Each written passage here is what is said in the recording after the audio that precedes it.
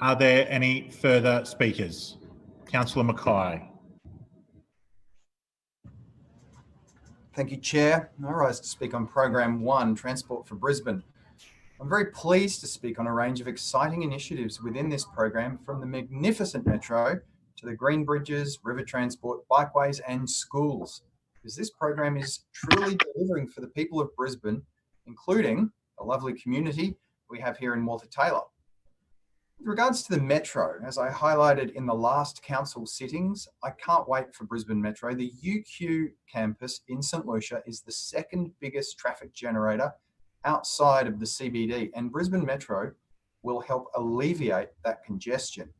The Route 66 currently operates every 5 minutes within peak periods and is the busiest route within our network.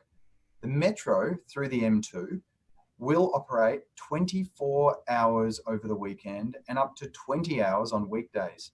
Chair, in the peak periods, there will be a metro turn up every 3 minutes. I applaud the metro for what it will deliver for the people of Walter Taylor and for Brisbane, and I applaud the 2,600 jobs that will be created by this project. A little on the green bridges, Chair. Team Schrinner is committed to getting the people of Brisbane home quicker and safer with more travel options. And key to this is the new Green Bridges program, because this budget commits $300 million to fast tracking the Green Bridges program. The residents of Brisbane's West in Walter Taylor Ward will benefit from 2 fantastic new connections, the Toowong to West End Green Bridge and the St Lucia to West End Green Bridge. Both bridges will provide huge benefit to residents and visitors alike. The Toowong to West End Green Bridge will link more of the Brisbane community to the Toowong business area, including the rail and ferry services, as well as to existing walking and cycling networks. So it's no surprise that approximately 60% of survey respondents last year indicated they would use the bridge either daily or weekly. The St Lucia to West End Green Bridge will make it easier for people to travel between the University of Queensland in St Lucia to West End, Highgate Hill and onto the CBD. We'll also enhance the River Loop, an incredibly popular cycling and walking route that goes some way through my area. I'd like to thank the Lord Mayor for listening to the residents of Walter Taylor when they asked for the bridges not to cater for public transport, and progressing these alignments just as they should be, as true eco bridges. We've seen major investment in ferry terminals too, as part of Council's commitment to delivering Australia's most modern public transport. This budget has allocated $38.6 million to upgrade and build new ferry terminals all over the next term, and to ensure all terminals are GDA compliant by 2022. As the Chair has pointed out previously, more than 140 suburbs in Brisbane border our beautiful Brisbane River. I'm proud that this includes 4 within Walter Taylor Ward, being Victory Pocket, Indooroopilly, St Lucia and Toowong. Council recently completed a fabulous upgrade of the Guyatt Park Ferry Terminal in St Lucia, and it's made the terminal safer and easier for all passengers to use. And I'm pleased to see this critical program continue across Brisbane. Chair, the Indooroopilly River Walk. Council will spend $58 million in the next 2 years on building a major bikeway, including, I should say, completing the Indooroopilly River Walk, which has broad support, including from bicycle user groups. I'm sure those same cycle advocates would be disappointed to hear Councillor Cassidy talking down the current city cycle scheme. Anyway, the Indooroopilly River Walk will provide a new active travel offering, bringing this part of the river to life and avoiding the dangerous corridor along Radnor Street that we sometimes need to journey upon. The project includes a 5-metre wide separated cyclist and pedestrian facility and a dedicated pedestrian connection to Riverview Terrace. The entire Indooroopilly River Walk is about 800 metres long, and it's critical. It is a critical part of the future of active transport between the Western Freeway Bikeway and the University of Queensland, and it will likely encourage more people to cycle instead of drive. Chair, briefly about the Safer Paths to School program. Through this budget, Council continues to provide opportunities for people of all ages to get involved in active travel right across Brisbane, including in my ward of Walter Taylor. Brigidine College in Indooroopilly will benefit from footpath improvements through Council's Safer Paths to Schools program this year, ensuring teachers, students and the families can get to the school safer on safe connected pathways. That's a $57,000 investment, Chair. Well worth it. Finally, I'd like to talk about active school travel.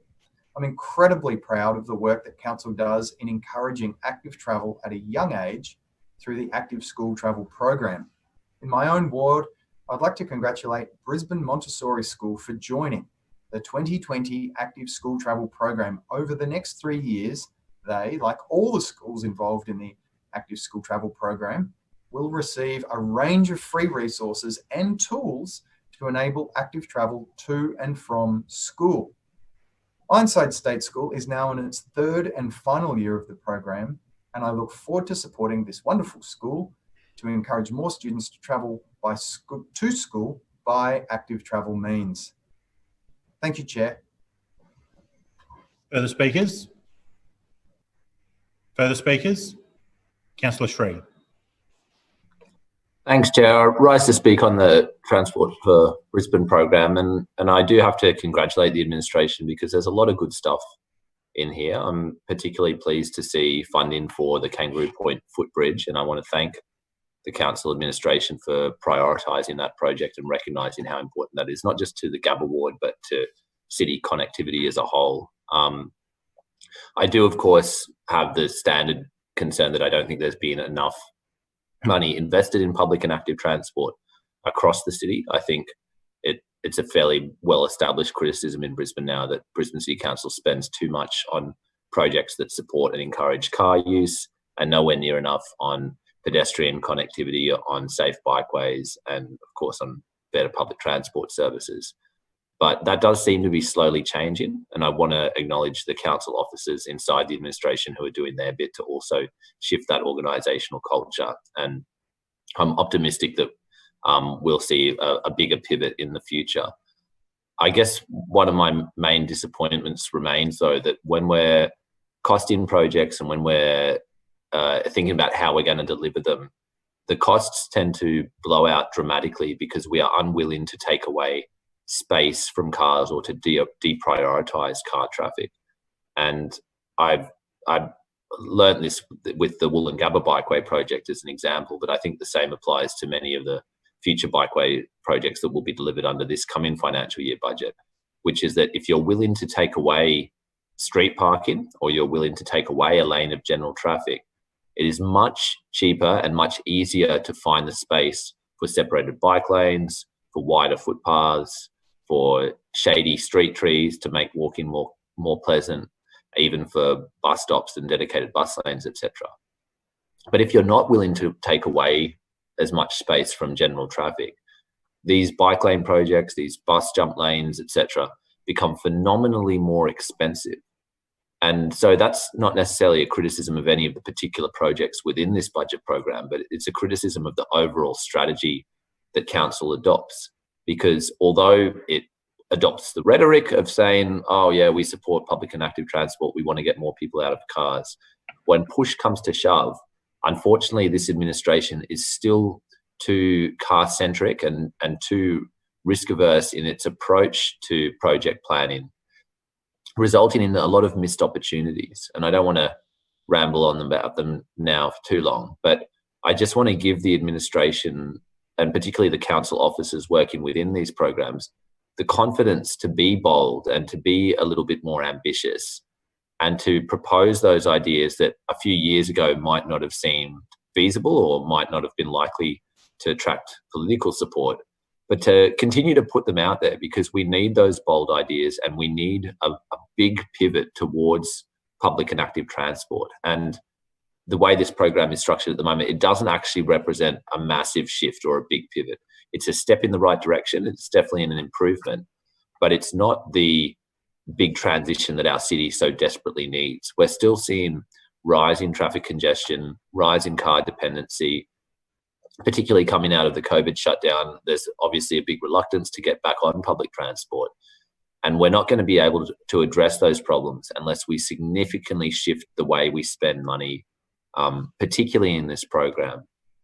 In the lead up to the last council election, the Greens were proposing a number of initiatives that would have dramatically improved public and active transport. In particular, we were calling for a massive increase in spending on pedestrian crossings. It's a fairly elementary and straightforward proposal. And it would have been nice to see more money allocated specifically towards dedicated pedestrian crossings in the council budget.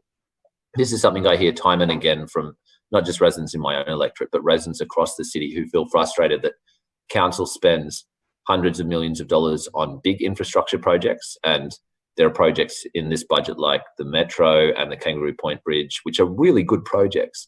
But we spent so much money on those major infrastructure projects, while the local school community that needs a new pedestrian crossing or the dangerous old zebra crossing that needs upgrading to a signalised crossing, those projects miss out. And so I think there's still a significant mismatch in funding in terms of priorities. And certainly the Greens would argue that we should be putting more funding into those highly localised active transport projects like... Point of order, Chair. Point of order to you, Councillor Mackay. Chair, I raise a point of relevancy. Pedestrian crossings are actually in program 2, not in this program. Oh, thank you. Hang on. Look, I'm going to allow it because I see on page 19, active transport infrastructure, I would deem to include pedestrian elements. Councillor. Thanks, Chair. And I do think there's a really close overlap between Program 1 and Program 2 in the budget. And as I've said before, one of the big mistakes this council administration makes is to silo these different elements of transport infrastructure and service provision and to see them as separate, when actually the two programs are very closely linked and clearly influence one another. And so when I say that we should be funding more pedestrian crossings as part of Program 1, I mean that. And because unfortunately, we still see those intersection upgrades and those crossings as primarily road-related infrastructure, but really they're about pedestrian infrastructure. And maybe there's a case for more of those projects to be brought in under Program 1 directly. But my broader comment stands, which is that in general, there's a lack of attention given to local pedestrian access projects and perhaps still too much emphasis on some of those big, flashy, major infrastructure projects. Obviously, I'm of the view that there's enough money to pay for all of it and that we don't have to choose between the Kangaroo Point footbridge and 100 small pedestrian crossings. We actually have enough money for both if we are willing to make developers pay their fair share towards the cost of infrastructure, if we are willing to explore those other revenue streams, which I'll talk about in the debate on other budget programs. So I'm not saying that we should have to choose between the big projects and the little projects. I'm saying we should be doing all of them. But in particular, it does seem like there's still a pattern of failing to pick up on the potential of some of those local projects to really improve connectivity, to fix up those last mile issues. I know a lot of cycling groups are really excited about the Indooroopilly Bikeway, and I'm generally supportive of the project. But again, I do question whether that is the best possible use of $40 million and whether there might have been other ways to spend that money that would have had a higher kind of cost benefit or a better return on investment in terms of improving active transport safety and convenience. Another issue that the Greens were pushing in the election, and which I hope the council will continue to be mindful of going forward, is the possibility of making off-peak transport free for everyone. I acknowledge that transport fares are primarily controlled by the state government, but we now have a very clear precedent where this council is subsidising transport fares for seniors and has provided free off-peak transport for seniors. And I don't begrudge that for a second. That's something the Greens were calling for, and we were pleased when other parties started to pick up on the idea, and it's good to see that program continue. But it would seem obvious to me that increasing that program, broadening its scope to apply to all off-peak travel, would yield a range of dramatic benefits. Right now, we're really struggling to attract patrons back onto the bus network. The pandemic concerns have understandably led to a bit of a drop in public transport usage. And we really do need a big, bold change to draw people back onto the buses. And I think free off-peak transport could be that change. It would ensure that more people start using the bus to get to the shops or to local services and schools. It would mean that when people are planning their night out on a weekend, they're not worried about the costs of getting home and will choose to ride the bus home instead of an expensive taxi or Uber. The flow-on benefits are dramatic, and frankly, the loss in potential ticket revenue is going to be a lot lower now than it would have been pre-shutdown. It's not going to cost council anywhere near as much to make public transport free off-peak. And the Greens proposal was that council would cross-subsidise or trial this for a year or two, and if it proves successful and led to an increase in commuter patronage, that we would then start talking to the state government about making that an ongoing project. And I still think there's a case for that. And it's a shame that in this budget, we haven't been particularly ambitious and have made no meaningful improvements to public transport affordability, despite the fact that so many people are now unemployed or underemployed and are really going to be struggling to afford transport costs. Now is the perfect time to be providing free and cheap transport options so that people who maybe can't afford to operate their car anymore or who need to get around but are constrained financially have those alternative options. I'm also a bit disappointed to see no funding for the West End City Cat terminal in this council budget. I acknowledge comments from the chair previously that there's a range of priorities competing for transport funding across the city, and that compared to some suburbs, West End is... Your time has expired. Further speakers? Councillor Owen. Thank you, Mr. Chair. I too would like to speak to Program 1 today, Transport for Brisbane. And particularly, I'm very pleased as Deputy Chair of the Public and Active Transport Portfolio to recognise the hard work of all of our council officers and council's ongoing commitment to public and active transport across our city. This budget, with $120 million, which has been targeted towards active transport initiative, clearly reflects council's commitment to providing the people of Brisbane with more travel options. I do commend the hard work of the Transport Planning and Operations officers who are currently reviewing Brisbane's bikeway overlay to ensure that it continues to meet the specific needs of our communities.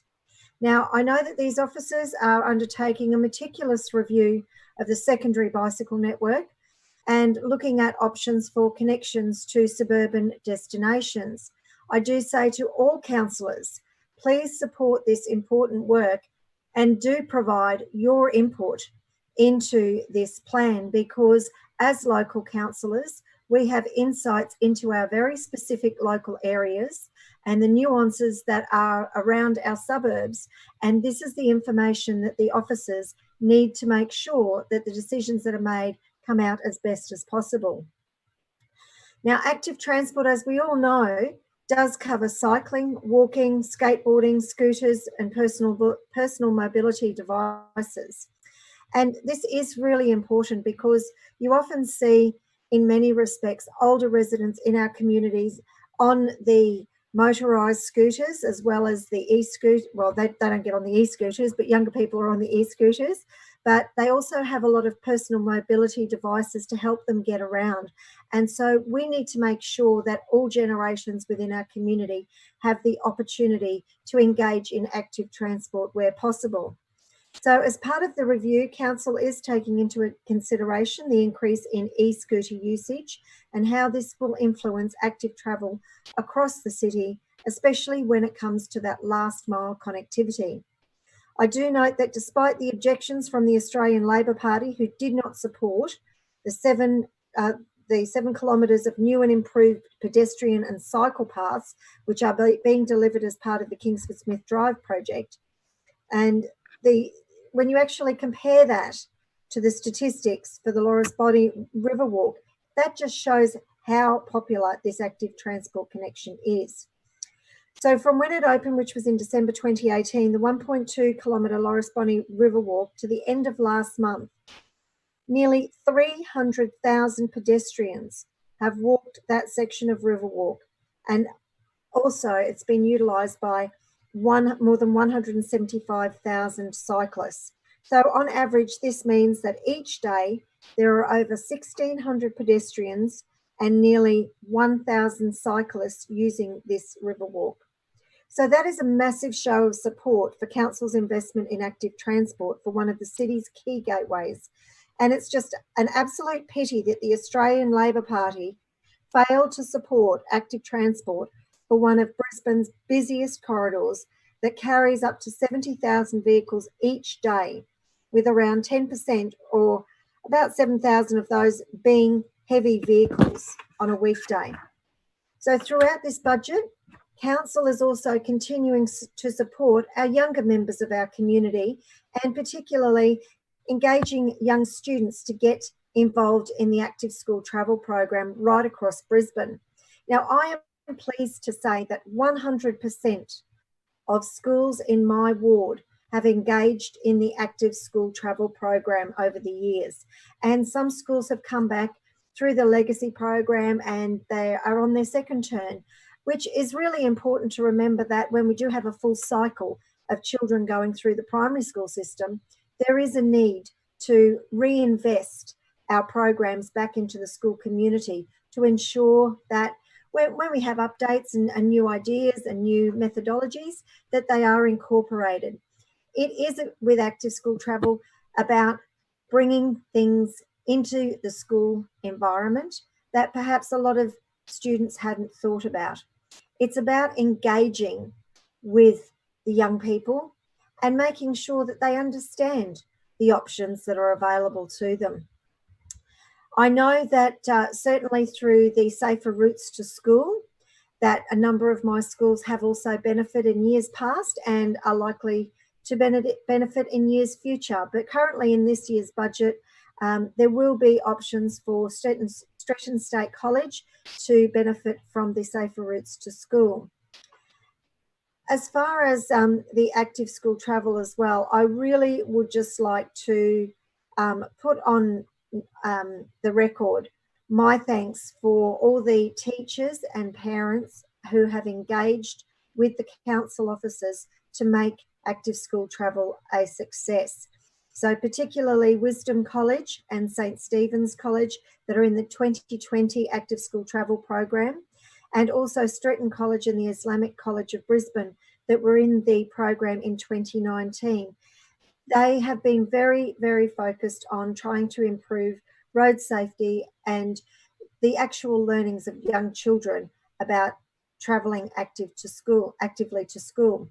And can I say that where we had a lot of car park issues with one of those schools, they have been reducing, and there is new methodology that school is looking at to try to minimise the actual traffic that's going in and out of schools. So for all of us as councillors across the city, it is important that we do get behind, particularly the Safer Routes to Schools and the active school travel programs, and also promoting the active transport options through the many different facets that the council officers are working on to ensure that we reduce the number of cars on the roads and we make sure that our roads are as safe as possible for our residents. Thank you. Further speakers? Councillor Cumming. Yes, thanks, Mr. Chair. Mr. Chair, the Brisbane City Council needs a public transport champion.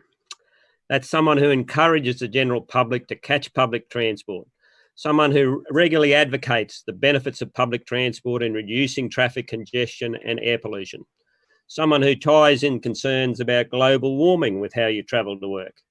That does not occur at present. This administration talks about services being available and claims services will be improved, but there's no follow-up on encouraging the public to catch buses or trains to work. The administration needs to be careful with its claims that the Metro will allow buses to be diverted to other services across the city. for a start, I don't believe that council will be paying for any extra services. So they're assuming that the state government will pay for everything. The state already gives an enormous subsidy to bus and train services across the state. I believe it is quite rude for the Brisbane City Council, LNP administration, to be promising new services on behalf of another level of government. Also, in relation to the inner city cycle bridges, it's interesting. I heard Councillor Mackay say they're not green bridges, and I agree with him. They're not green bridges. He said they're eco bridges. So that's interesting. I wonder if that's administration policy. I believe the expensive inner city cycle bridges proposed by the administration are a poor use of funds. Point of order, Chair. Point of order to you, Councillor Mackay. I certainly did not call them eco bridges, Chair. No, you need a point of order. So you have to claim to be misrepresented, and we come back to you at the end. All right? He did. Chair. Okay, Councillor Cumming. The transcript will show. A fair income green bridge is one which allows buses, like the original Labor-inspired green bridge from Dutton Park to the University of Queensland. This bridge massively increased the use of public transport to get to UQ and reduced travel time from areas like Wynnum Manly by half an hour each way. The new bridges proposed will provide, in my view, new training routes for cyclists, inner city residents cyclists on their bikes. However, I don't believe that it will create a great deal of change in terms of commuters, people riding their bikes to work. We'll be interested to see how many extra people ride their bikes to work once these very expensive bridges are built.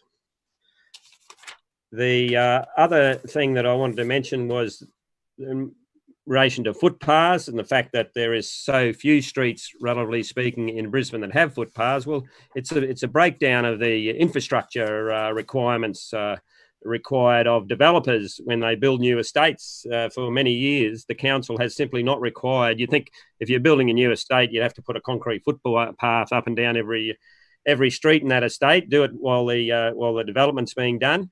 And no, that's not a requirement. In fact, there's only a requirement to put concrete footpaths along major roads like district access roads. If there's a district access road out at the front of the estate, then there'll be a requirement to have a footpath there. So we've got a big backlog because of that deficiency in our requirements of infrastructure, which has existed for many years. And also, we cannot talk about a city that has equitable access for all of its citizens, young, old, and various abilities, without addressing one of the most limiting factors, and that's our ability to move safely in our suburbs. Another issue of access and equity is the bus stop accessibility program. The councillors who went to the information session said that after the funding ends next year, there will be 600 stops that remain inaccessible, and council will seek exemptions under the Disability Discrimination Act. That's a familiar tale with this council. First city cats, now bus stops. At least this administration is consistent, Chair, consistently coming up short in this budget, program by program. Thank you for your time. Further speakers, Councillor Huang. Thank you, Mr. Chair. I enter to speak on Program 1 of the 2020-21 budget on transport for Brisbane. I'm very pleased to speak on Brisbane Metro and the extensive planning that is currently being done for our active transport network. Mr. Chair, McGregor Ward is proud to be home to the depot that will house our electric vehicle fleet for our turn up and go Brisbane Metro. This depot at Rochdale will be home to our world-class fleet of electric vehicles, and the early works that are happening right now are an important milestone for this game-changing project. The Metro Depot will be built on School Road next to the Southeast Busway and is in a location where we are able to extend if needed in the future. The depot at Rochdale will include modern flash charging infrastructure, where I'm advised that the Metro vehicle will be able to recharge in less than 6 minutes, as well as vehicle storage, overnight charging facilities, maintenance and staff facilities, and also on-site parking. Early works are already underway across the 10-hectare site, rating the site for construction. In March last year, Council achieved another milestone with the acquisition of 4 private properties at 7 to 95 School Road. Then in June, to cater for the future expansion and enable more extensive maintenance activities at the Metro Depot, Council issued notices of intention to resume to acquire an additional 4 private properties. In November last year, the acquisition of additional properties was endorsed by full Council. Then the next month, December 2019, Council took possession of 4 more properties at 71 to 95 School Road in preparation for the early works.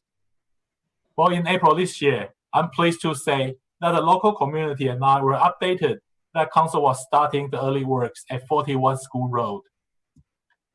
Those early works are continuing, and I look forward to the next milestone being achieved, which is the tender for the Metro Depot design and construction to be awarded.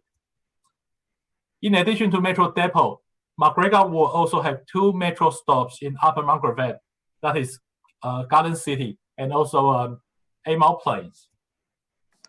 These 2 stations are located at the junction of Gateway, Southeast Freeway, Castles Road, Margaret, Kapalapa Road, and Logan Road. The area has been identified as one of Brisbane's global precincts with strong potential for employment, business, education, technology, and investment opportunities. With Brisbane Metro having the depot and 2 stations located in this precinct, the Metro will benefit from the precinct, and the precinct will benefit from the Metro. Brisbane Metro will set a new standard for public transport for not just our city and the state, but also for Australia as well. This project is an absolute game changer for this city. With peak services running every 3 minutes, we are giving residents more travel options, all while using clean and green energy to future-proof our beautiful city, as well as creating 2,600 jobs. And of course, Brisbane Metro is a significant investment in our city's public transport, but I was also very pleased to see that this budget includes significant funding to plan and design the active transport network, which worth $738,000. Tim Trainer knows the improving transport options means more than roads and buses. It requires careful planning for the long-term changes in our city. Through this thoughtful planning, Council will provide safe and interconnected network of bikeways and shared pathways, as well as important infrastructure, such as lighting and signage. This includes developing Brisbane's micromobility strategy, so that going forward, we continue to build e-mobility and active transport into the fabric of our city. This will go hand in hand with Brisbane Metro, especially when it comes to last mile connectivity and linking transport options in the suburbs.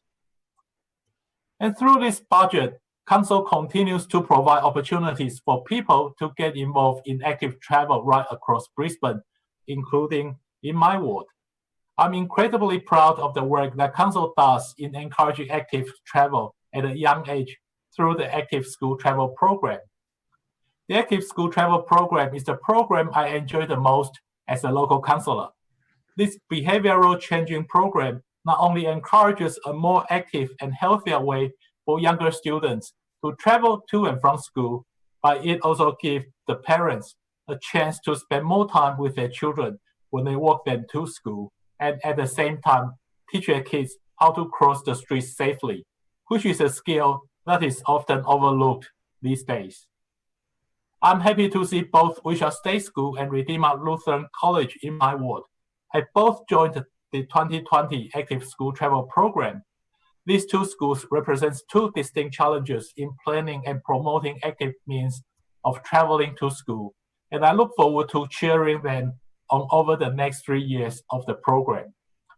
Mr. Chair, this is all part of Tim Schreiner's commitment to a healthier, accessible, and sustainable city, and I'm very proud to be a part of this commitment and the important work being undertaken in Program 1.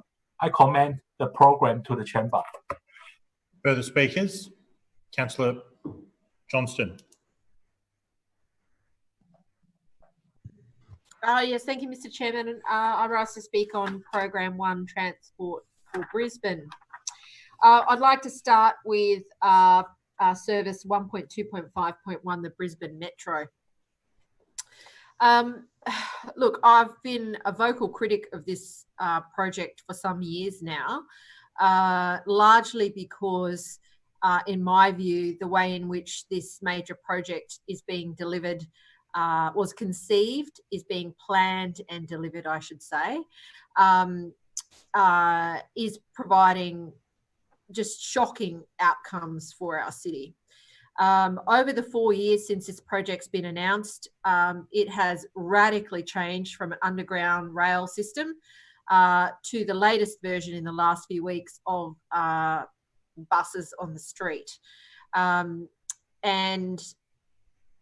over the past 4 years, this council has spent millions and millions of dollars, a lot of it wasted because it failed to properly scope this project from the very beginning. What we found out in the information sessions and what is in the budget going forward is that another $1.2 billion will be spent on the Metro and over the next 4 years. And the total project cost, from what I heard Councillor Murphy say, is now $1.44 billion. That's a 50% increase in the cost of the project, and we are getting less infrastructure for that money. Something is terribly... Councillor Murphy. Claimed to be misrepresented. Noted.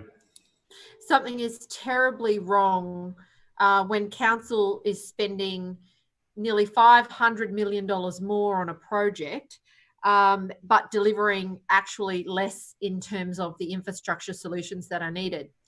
The victim in this was probably the most important part of the infrastructure that was related to the Metro, which is to resolve the conflict with buses at Melbourne Street, with the current portal, and the new underground station at South Brisbane. All of that has been scrapped. Now, the Lord Mayor went out there a few weeks ago and tried to say it was delayed, but in the council's own documents about this, it's clearly been scrapped. It is not part of this project. Now, I understand this project every second week seems to change scope, so who knows what might happen next week. But as of this week, the Metro does not include any tunnel or underground solution on the south side of Brisbane.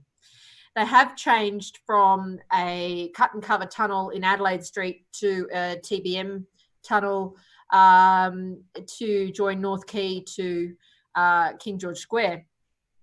I wonder why that's happening, and I'm not going to speculate, but I imagine some of the major contractors who may have made long-term planning decisions about how they were going to deliver the tunnels may have made investments, to deliver particular outcomes which council has cancelled, which has required council to change the scope of their project.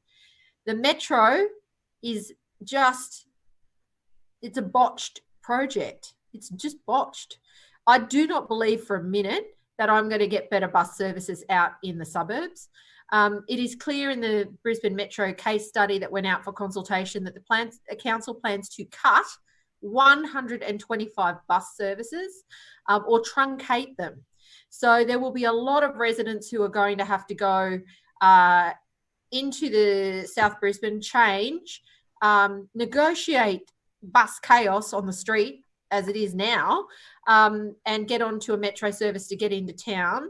And then depending on where they're going in town, they're not going, to the streets that they were going to before. So there's going to be a huge amount of disruption, and council hasn't come clean on which buses are going to be truncated.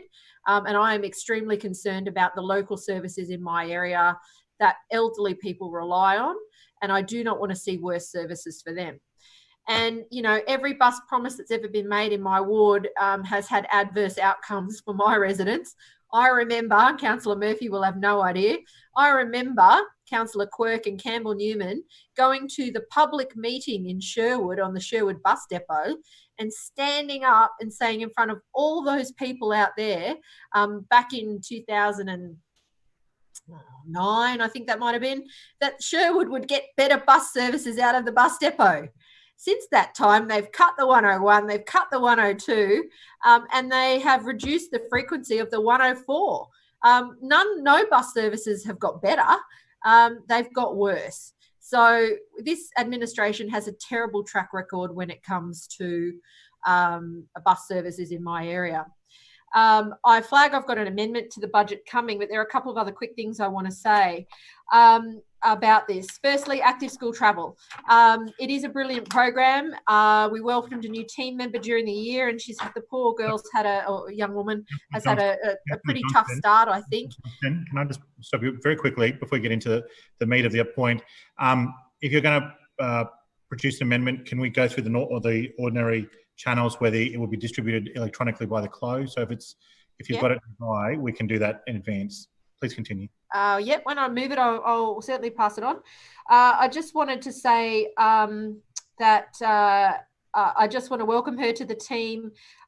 Thank Lee Gamble very much for her service and the time that I've been here for 12 years. She did an extraordinary job together with Stacey and Micheline and everybody who's helped out in that team over the years.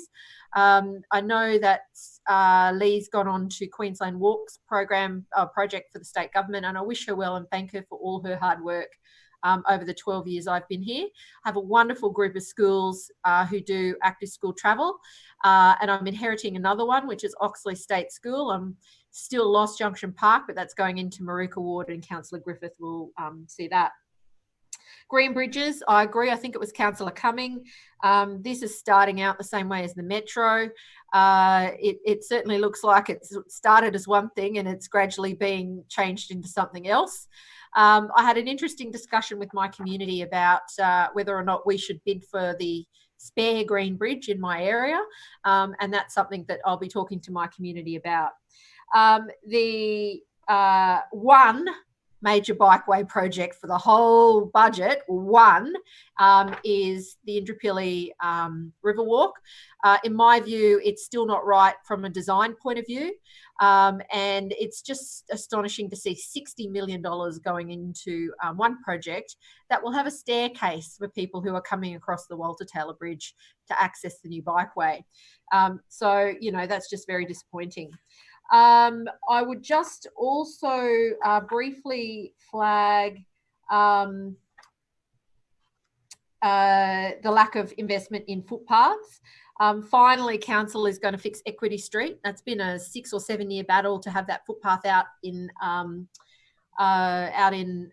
Fairfield near my ward office fixed. It's in a shocking state. I do thank Councillor Marks for coming to have a look at it. It's the first place that I took her. It should not have taken this long to fix it. It leads to a train station, main roads, shopping centres, and really we should have done better.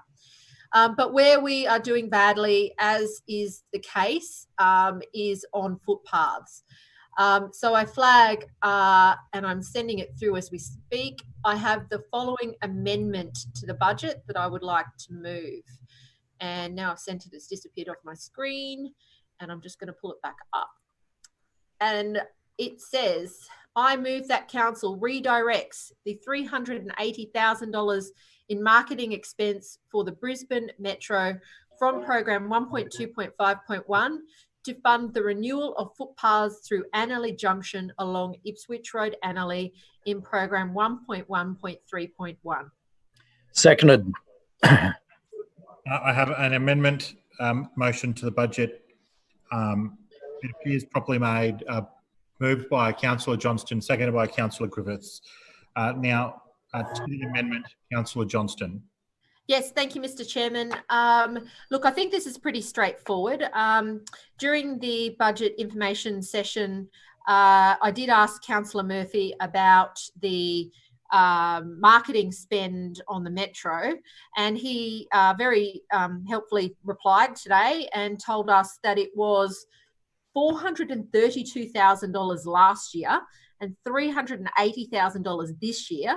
And in the previous 2 years, I presume there's some spend as well. So from what I understand, this council has spent $1 million on marketing on the Brisbane Metro in the last few years. That is excessive.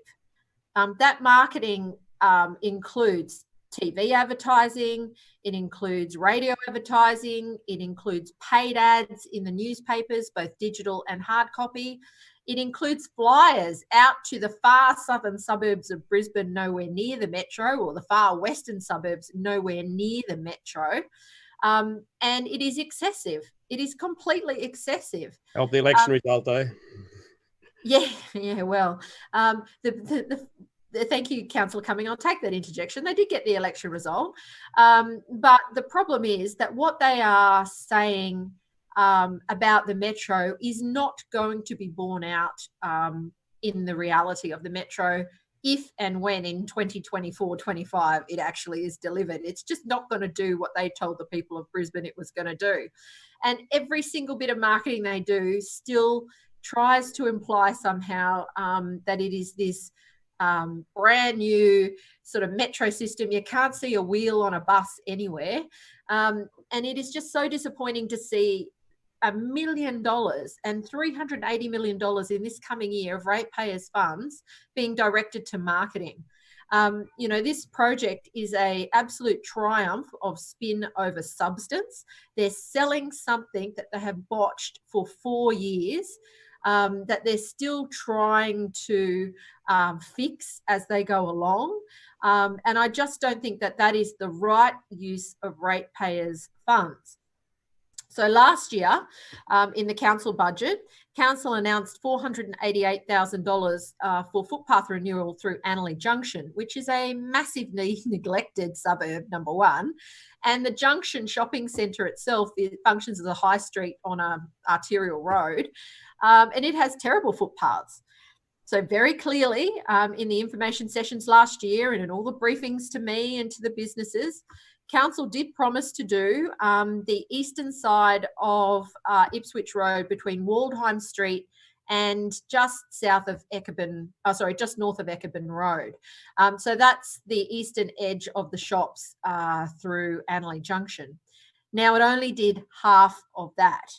And in answers to the questions on notice, it just shows that council botched this project, either by substantially underestimating the actual cost of the project that they publicly promised, or they just botched the delivery of it. I don't know which one it is, but it is one of the two, because it was very clearly promised it would go all the way along the eastern edge. And trust me, I was very specific about asking about all of this to find out there was none on my side of the road. Now, Annerley residents are on foot through this precinct, including Junction Park State School children. In my view, investing the marketing money for the Brisbane Metro, which seriously annoys Brisbane residents enormously, would be much better used by investing in completing the footpath project on Ipswich Road, and certainly starting on the western side in Tennyson Ward as well. Residents in Annerley are huge supporters of public and active transport, and we want to see safer footpaths and safer routes to schools, local shops, and to the major bus stops and train stations that are very close by in this area. So I urge all councillors to support the redirection of this funding into footpath construction. I thank Councillor Cassidy for putting the footpath nightmare, I guess it is, into stark reality for people. 70% of Brisbane streets don't have a footpath. I mean, that's an extraordinary statistic. I know in my area I've got more than 25 footpaths waiting to be built. There'd be millions of dollars, and they're just the ones we've surveyed and residents have said yes to. And it's just not enough. We need to do more, to make it safer for active travel around our neighbourhoods. This is a small way we can do that. It would benefit 2 wards. That would be mine, Tennyson Ward, and Maruka Ward. as Ipswich Road is now the boundary between the two wards. Council promised this last year, and the Lord Mayor has just failed, to deliver it. So I really think that council could better use this money by investing it in a neighbourhood that's been neglected by council for a long time, and that would provide really positive, active travel benefits to the Annerley community. And I encourage all councillors to support the amendment.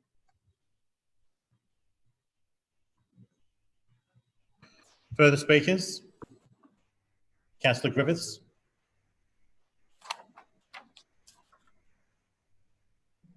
There we go. Councillor Griffiths, you there?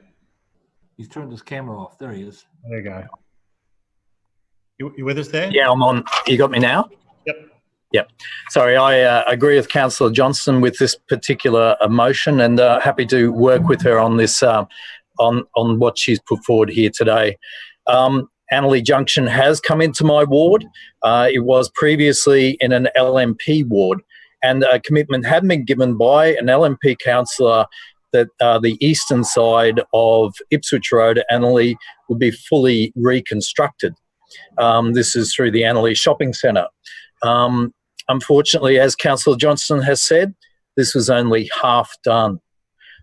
Residents have been approaching me and asking me what's been going on, and when I get the opportunity to explain to them what's going on, they just think it's a joke. That this administration can treat them so disdainfully that while there's an LNP councillor there, they'll fund construction of footpaths, but then quickly skip that funding when there's a change in boundary.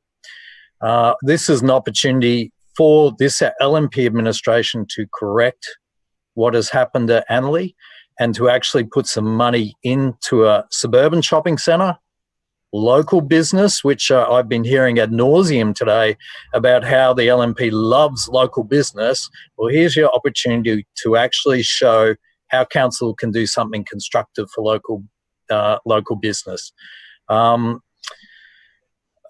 We need this repaired. These footpaths are in a poor state.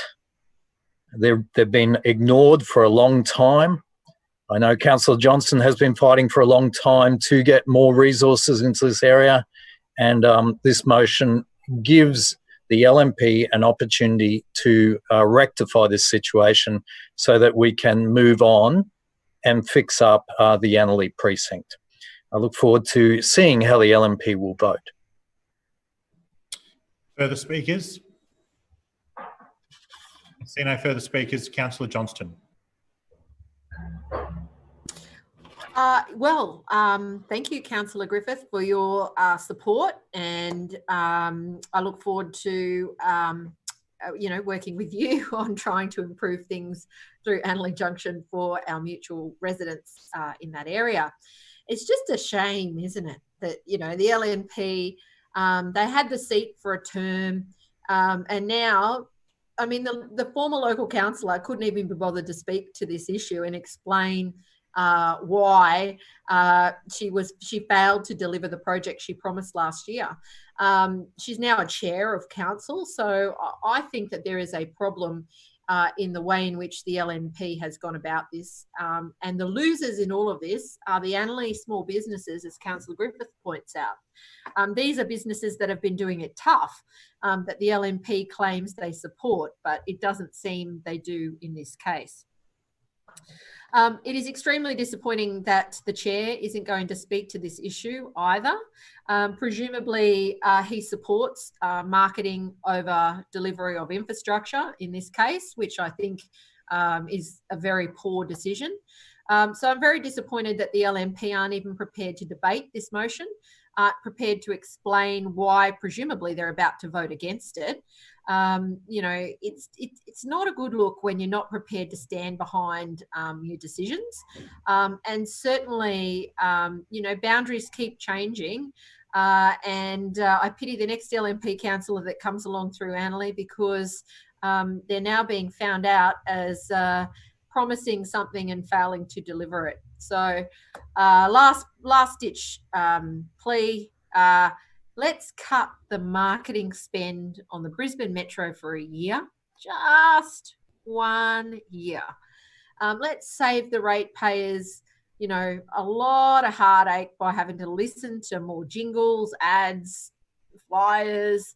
Let's spend it on something practical and let's help Annerley Junction. I'll now put the amendment. All those in support of the amendment, please say aye and raise your hand. Aye. Aye. Aye. Thank you. And now please lower your hands. And all those against the amendment, please say no and raise your hands. No. The noes have it. Division, Mr. Chairman. Division Seconded.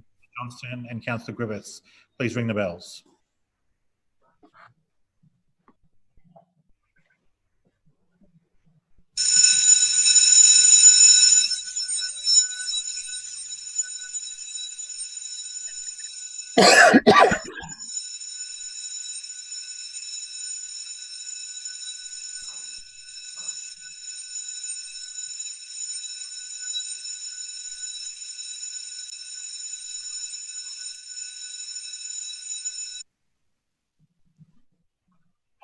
Right.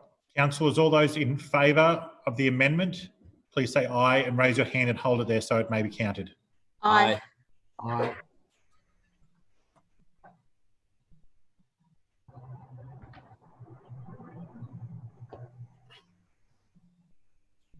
Please lower your hands. And those against, please say no and raise your hand and hold it there so it may be counted. No.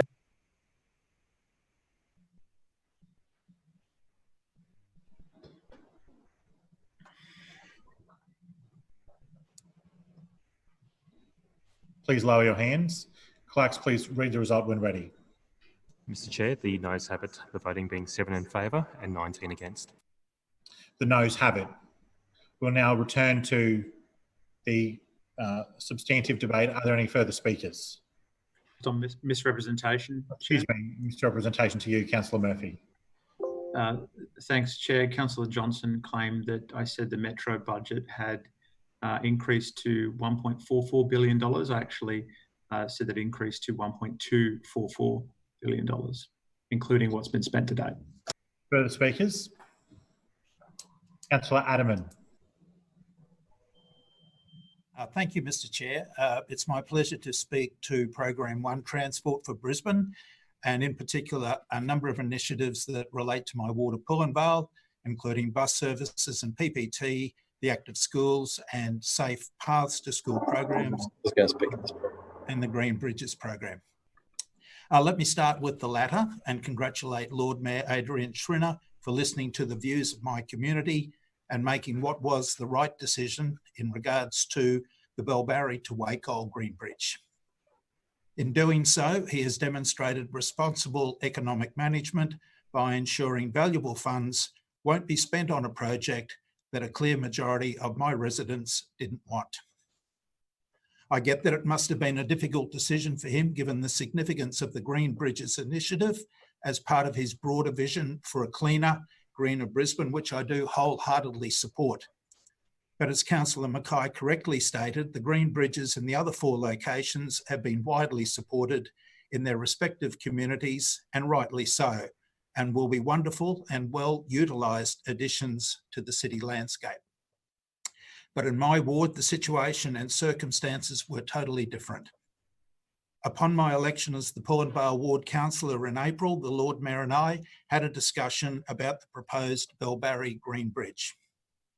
I told him, based on feedback I was receiving, that the community didn't want it. So my first task as the new councillor was to conduct a second round of public consultation before a final decision was made about this bridge. The Lord Mayor assured me community feedback would be very much taken into account before making this decision, and that was proven to be the case. For the record, the results of the second round of consultation were even more conclusive than the first, which was undertaken last year. I conducted targeted consultation in those areas within the ward most likely impacted, or which had a vested interest or was most likely to use the bridge. That included the suburbs of Bellbarry, Moggill, Anstead and Pinjarra Hills, but that didn't mean that people from other parts of the ward couldn't voice their opinion. I encouraged as many locals as possible to have their say. In all, we received 1,301 responses, more than 2.5 times the number in the first round of consultation, which gave us a strong sample and an even more definite outcome. In summary, the results were 80% were opposed to the Green Bridge, which obviously leaves only 20% in favour. 61% said they would never use a Green Bridge, and only 22% said very occasionally. And of the 1,037 no responses, 38% wanted a car bridge instead, while a further 31% wanted Moggill Road improved. Through you, Mr. Chair, Councillor Cassidy gives me more credit than I deserve for, quote, knocking off this Green Bridge. My community spoke, I represented on their behalf, and this administration responded. It's as simple as that. But the message I do get loud and clear was, while they were opposed to a Green Bridge, there is still a strong underlying support for a bridge that takes all vehicles. A number of respondents didn't understand or accept that Council's Green Bridge program was never intended to take vehicles. It was always about connecting Bellbarry and Moggill residents to walking and cycling options and public transport services on the eastern side of the river. I will work closely with my federal and state representatives in advocating for council-supported projects that can be part of the long-term solution to get residents home quicker and safer with more choices when it comes to travel. Mr. Chair, in relation to personalised public transport, page 23, service 1.2.2.2, upon my election, I requested an update on the Western Pullenvale Ward Suburbs Community Consultation that was undertaken between August and November last year. The intent of this engagement was to gauge how public transport services are being experienced by residents in the ward, and was similar to the one undertaken the year before with the Centenary Community Consultation. Currently, there are 2 bus services that service this part of my ward, the P443, the Moggill to City prepaid rocket, and the 444 Moggill to City bus. There is also a personalised public transport service that operates between Karana Downs and Bellbarry. This is a hail and ride loop service that Council provides to help fill those missing links in the network, and helps connect residents to their local transport hubs, like, for example, the Bellbarry Shopping Centre. This service operates where traditional and conventional services by TransLink are limited. The overwhelming feedback I get from my residents in relation to public transport is about the lack of access to services in the ward. A lot of parts are low density and rural due to, in part, sitting outside the state government's urban footprint, which means there is a high car ownership. I have indicated to council officers my willingness to take trips on all of the public transport services within my ward to better understand the situation and identify potential deficiencies. But for now, I am keen to understand the next steps from the Western Pullenvale Transport Community Engagement, and going back to the community with the outcomes of the engagement, and to see if PPT can be delivered as part of this budget. Mr. Chair, in relation to safer paths to school, through this budget, Council continues to support everyone getting involved in active travel right across Bellbarry, including my ward. I'm pleased in particular that the Moggill State School will benefit from a $136,000 investment in footpath improvements through Council's Safer Paths to Schools program this year. Supporting teachers, students and families can get to school on safe and connected pathways and leave the car at home. On bikeways reconstruction, this budget sees $30 million towards suburban bikeway links, including reconstruction. This will go a long way to improving our bikeways close to home, including in my ward and particularly at Kenmore. I've been liaising with Chris Cox from the West Brisbane Bicycle Users Group on potential solutions for cyclists locally. Councillors might recall accidents on Moggill Road in recent years where cyclists unfortunately have lost their lives. Chris and Bug have some innovative ideas around this, and I know my colleague Councillor Murphy is keen to hear from them. In conclusion, Mr. Chair, it is my pleasure to serve on the Public and Active Transport Committee and I commend Councillor Murphy for the enthusiasm and passion he brings to the committee as chair. Thank you. Further speakers? Councillor Cook. Thank you, Mr. Chair. I'll be speaking briefly on Program 1, Transport for Brisbane. Mr. Chair, Councillor Cassidy has already very comprehensively summed up Labor's position when it comes to this program area, so I won't revisit those. What I do want to speak about briefly is the Green Bridges program, specifically Council's search for a new location following the dropping, I'll use that word, of the Belbarry Green Bridge. I wanted to put on the record that I do support a feasibility study and community consultation being undertaken for a potential Green Bridge location east of the Story Bridge. During the information sessions, I did ask Councillor Murphy how Council would determine the new bridge location.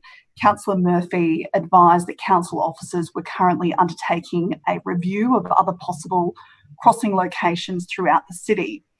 He did invite me to nominate specific sites in my area, but Mr. Chair, I'm certainly no engineer, and I'm sure Councillor Murphy is aware that a bridge in my area has been mooted for a very long time, long before both his and my times in Council. I'm not privy to the Council officers' reports or the reasons why a bridge east of the Story Bridge has not been considered before now, but I do welcome the opportunity to be involved in those discussions moving forward, and I'm sure my community would like to engage in that discussion as well. As we have already seen, and the councillor for Pullenvale, sorry, there's been a few changes, Mr. Chair, just took me a moment, has already explained a bridge crossing can be quite a polarising issue, depending on the location, which is why I think that a feasibility study and community consultation is critical at this juncture to ensure that any location proposed is well vetted before funds are committed. I do welcome those discussions moving forward, and I hope that Councillor Murphy is willing to work in a bipartisan manner towards that outcome. I'm sure Councillor Howard in the Central Ward would also like to be involved in those discussions as well to determine if a bridge is not only a feasible option, but one that has genuine community consultation and input as well. If Councillor Murphy does not wish to engage in that discussion or is not interested in the eastern suburbs, I am more than happy to receive a commitment from Councillor Murphy for free cross-river ferry services at Bulimba and Norman Park in lieu of a bridge. It would certainly be a more cost-effective option for what are some of the most well-patronaged routes in the city. And I look forward to hearing from him on that issue. Thank you, Mr. Chair. Further speakers? Councillor Landers. Thank you, Chair. I wish to speak on Program 1, which will deliver transport for residents in my ward of Bracken Ridge. I'd like to congratulate the Chair, Councillor Murphy, on what he has been able to deliver in this COVID budget. The budget is about Brisbane's recovery and will not only continue to improve transport for residents, build a cleaner, greener city, but also create jobs through building suburban infrastructure. I was very happy to see that the Personalised Public Transport, or PPT service, will continue to operate Monday to Friday in Bald Hills. Mr. Chair, this is another area where Council has been picking up the slack for the Labor state government. Despite the former councillor for Bracken Ridge Ward, Amanda Cooper, advocating to the state government for a suitable bus route in Bald Hills and lodging my own petition to the state government as one of my first missions when I became the councillor, the Minister for Transport and Main Roads still refuses to acknowledge the need for a suitable bus service. Council will fortunately continue to provide a PPT service to meet part of the demand in the network for those residents who don't have access to a car. You see, Chair, one of the things about Bracken Ridge Ward is that once you live here, you tend to stay. It is a perfect part of Brisbane to live, and it is not unusual for my residents to have lived here for 40 years and have no desire to move on after the children have grown and left the nest. I want seniors in Bald Hills to still have the freedom and ability to catch a bus and enjoy free off-peak travel just like other seniors in my ward and Brisbane, and to move easily around this great city. To be able to enjoy the Lord Mayor's Seniors Concerts, the Botanical Gardens, to enjoy the Art Gallery. I commend the PPT services and the 2021 budget that will continue to fund it in my ward. Chair, this brings me to the very popular initiative of free off-peak travel for seniors on buses and ferries. I meet with seniors groups in my ward, such as St Joseph's Parish Seniors, the Bald Hills Bushies, Aspley Classes for Seniors, Ladybirds, and the various over 50s villages. And there is a common thread. They love this initiative. Free off-peak travel on buses encourages our seniors to move around the city and connect with family and friends. It is so wonderful to give back to our senior residents. And in fact, at one of my mobile offices prior to Christmas, I caught up with some very happy ladies fresh off the bus from one of the Lord Mayor's Christmas parties. They had just had the best time, and it really warmed my heart and made me very proud. I'm so pleased that our seniors are embracing this initiative, and I note that Councillor Allen highlighted in his speech on Friday that over 2 million trips have been taken by our seniors during off-peak periods from the 1st of October last year to the end of last month. This has increased the patronage on off-peak buses and consequently reduced congestion. At the other end of the scale, Chair, the budget is ensuring the active school travel program continues to encourage young people to use active transport. Prior to COVID, I joined with council officers at St Joseph's in Bracken Ridge in preparing for their first day of active school travel. They are one of 16 new schools in this program, teaming up with council as we continue to deliver transport options for residents in a clean, green and connected city. We had a really wonderful assembly in February with the AST team, in particular Scoot and Walker, who encouraged the students on how they could be involved and consider the choices they had in travelling to school. I have to say, Chair, I have very fond memories of active school travel myself, and was very lucky to have many friends who joined me in riding our bikes to Nashville Primary and later Bracken Ridge High.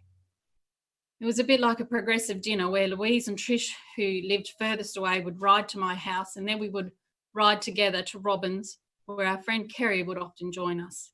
Kerry actually rode her bike from Bald Hills and had to go past the school to Robbins, but it was always great fun to meet up and ride together and exchange homework tips before we began the day, with only the downside being magpie season. It was a healthy and active way to travel and forge strong friendships that continue today. Unfortunately, with the pandemic, the St Joseph's Active School Travel Program had to be postponed. However, I know the students are very motivated, and I will be joining with them and cheering them on as soon as the program gets underway properly. Before COVID, Chair, I was fortunate to also go for a bike ride around my ward with Andrew from Northside Bicycle User Group. We have some great bikeway infrastructure in Bracken Ridge Ward that links into the broader Brisbane network and provides another way that residents can actively travel and create a healthier city while tackling traffic congestion. I discussed with Andrew and saw firsthand some of the changes Council is making in progressively replacing the yellow banana bars with alternatives such as bollards if required to prevent unauthorised vehicle access and improve safety. The $30 million allocated this term in the newly formed Active Transport Infrastructure Fund includes investment in bikeway reconstruction to improve and maintain important links where it matters. This will include at Castledine and Aspley, and I'm also extremely excited about the future planning of a shared pathway from Telegraph Road through to Rogan Road that will improve the link to bike paths across Brisbane. Improving lighting is a vital part of providing a safe bikeway network, and signage, safety facilities, and bicycle parking will all go towards creating a city where we choose the bike over the car. I commend the program to the Chamber. Further speakers? Councillor Griffiths. Okay, I wasn't sure if I get that call, so thank you, Mr. Chairman. I also like to speak on this particular program too. Unfortunately, I can't put my hand up for a bridge because I don't have any water, and we seem to never get any grand bikeway, bikeway projects or anything like that. What I'd like to ask for is the basics. It's interesting that we've got the multi-million, actually the billion-dollar metro program, and we've been talking about this for years and still nothing has happened. I am uncertain what it will mean for my residents. I certainly know that there'll be no parking stations provided to enable people to park their cars near the metro station so that they can actually use the metro system. So I suppose it's going to be limited in its effect. I also note that we've only got 4 green bridges now, and I love how people quote 70 or 80% support. I love it because they didn't ask anyone in my ward, and I don't think my people in my ward would be saying, let's spend $500 million on green bridges when they can't even get a footpath.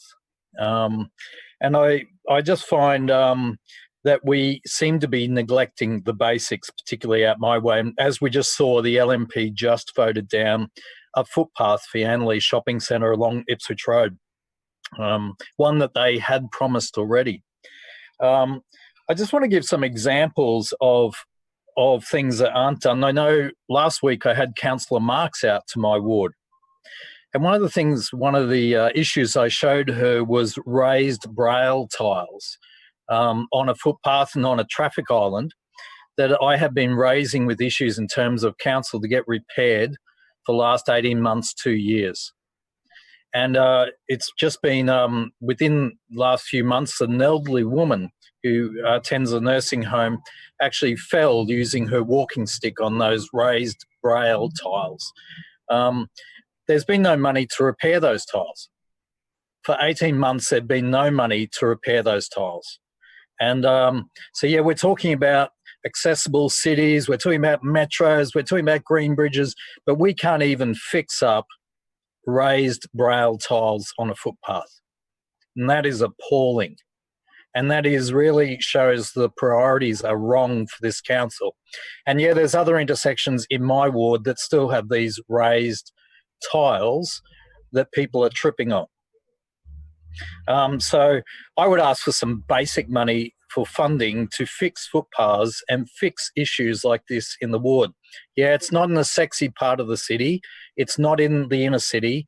It's actually in the suburbs at Acacia Ridge. There aren't a lot of Liberal voters down there. And partly I suspect that's why we're not seeing the repairs to the footpaths done down there, because they aren't in the Liberal parts of the city. Similarly, for my ward, it's probably 3 or 4 times bigger than most wards because it has a large industrial area, has an airport, has a large forest area, and in between those areas are suburban spots.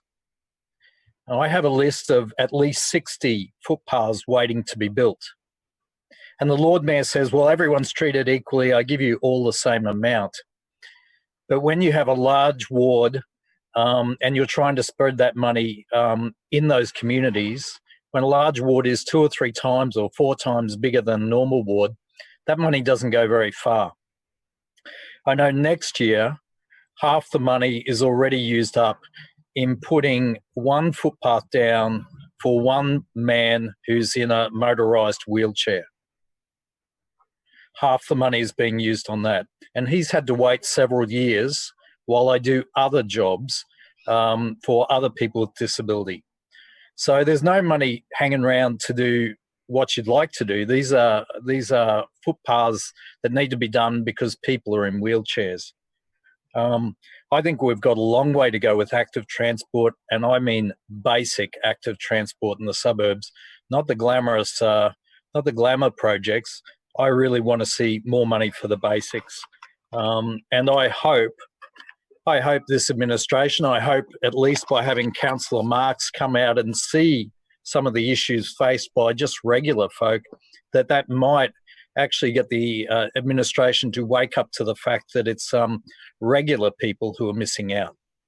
It's ordinary people who are missing out, and they shouldn't be, because they're all paying their rates as well. Thank you, Mr. Chairman. Further speakers, Councillor Hutton. Thank you, Mr. Chair. I rise to speak in support of Program 1, Transport for Brisbane. I'm very pleased to speak on a number of matters that relate to my ward of Jamboree, including the proposed Bell Barrier to Wakehall Green Bridge and the award-winning Active School Transport Program. Since before my time as a local councillor, I've been a passionate advocate for Council's Active School Travel Program, which has been running since 2004. That's why I'm so pleased to see the continuation of this program in this budget, with $2.8 million committed over the next term to deliver for children and their families across this city. The Active School Travel Program offers Brisbane primary schools a suite of free resources, tools and incentives to enable students, parents, carers and teachers to leave their cars at home to walk, ride or scoot their way to school. It's all about creating a healthier and more active school and student cohort, increasing road safety awareness, safer streets, and continuing to tackle the ongoing traffic congestion around our schools. In 2019, this program included 45 primary schools, resulting in almost 1 in 2 families leaving their cars at home, with walking the most popular way for families to actively travel. This successful initiative saw Council extend this program with workshops dedicated to educating youngsters on how to ride scooters, with an incredible 920 students taking part. The program continues to grow even in these challenging times. In 2020, 16 new schools have joined the program. In my own ward of Jamboree, Middle Park State School joined the program in 2018 and Darra State School joined in 2019. Every Tuesday is the Active School Travel Day, where each child receives a passport and gets it stamped when they actively travel to school. The more stamps they accumulate, the more rewards they get. These schools have also conducted inter-class competitions, helping to broaden the behaviour change. As a parent, walking, scooting, cycling or catching public transport to school with your young child is a fantastic opportunity to teach basic life skills like how to cross the road safely, while also helping to build their independence. A silver lining from COVID has been the reminder about what is important in life and to appreciate time with family. In my own experience, the benefit from this program is more than just changing habits and getting active. It's also about communication and making time to participate in those incidental conversations that connect kids and parents, families and communities. In walking my own boys, an 800-metre walk to school, it takes approximately 45 minutes as we stop and smell the roses. I'm very pleased to see this program continue, and I'll be encouraging further schools to participate in the future. To build on these outcomes achieved by Active School Travel, the budget sees the continuation of the Safer Paths to Schools program. Some $3.7 million over 4 years has been allocated to build those missing footpath links and refurbish existing ones. I'm thrilled to see that Beanland Street, Middle Park, listed in this year's budget. This will benefit over 1,200 kids at Jamboree Heights State School and Good News Lutheran Primary. This funding will mean less cars on the roads in and around suburban streets, decreasing parking pressures, and hopefully more active and healthy kids. In the past few months, we've seen more and more residents pull out their lycras and dust off their bikes. And that's why it's so important that Council continues to deliver the Cycling Brisbane program. This initiative encourages people to get more active and more involved in active lifestyle, making the most of our bikeways, pathways and river walks. Council's online bikeway map has experienced a 32% increase in visitation this year, demonstrating how popular cycling is and how popular this recourse is when it comes to deciding the best ways to explore our city.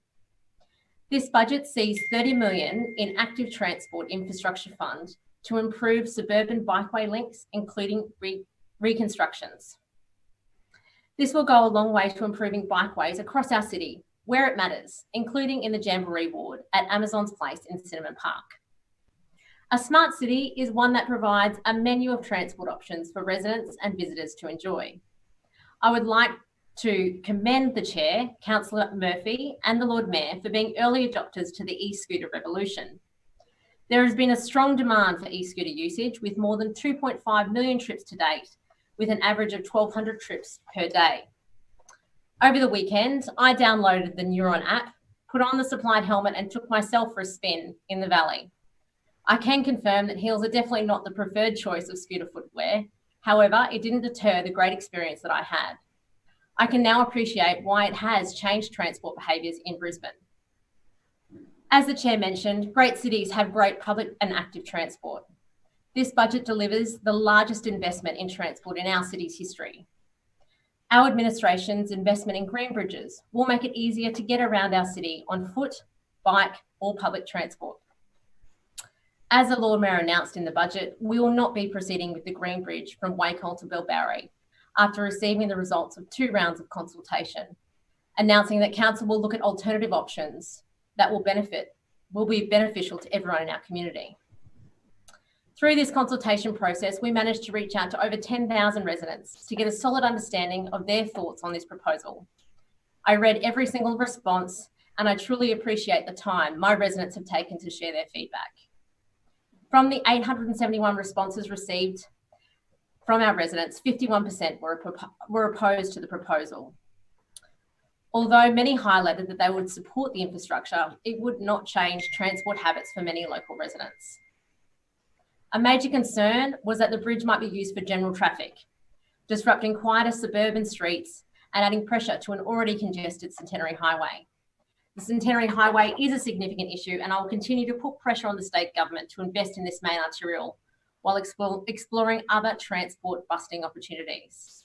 As Councillor Adaman mentioned, the Pullen Vale ward had a very strong response, with 80% of residents opposed to the bridge. I would like to thank those residents who helped shape this program, and the Lord Mayor and the Chair for listening to their feedback. This consultation has made me more passionate about this important portfolio and how it continues to deliver for the residents across Brisbane, including in my own community. Mr. Chair, I'm very proud to be part of this administration, focused on investing in the active and public transport that our city needs, and I commend this program to the Chamber. Further speakers? Councillor Strunk.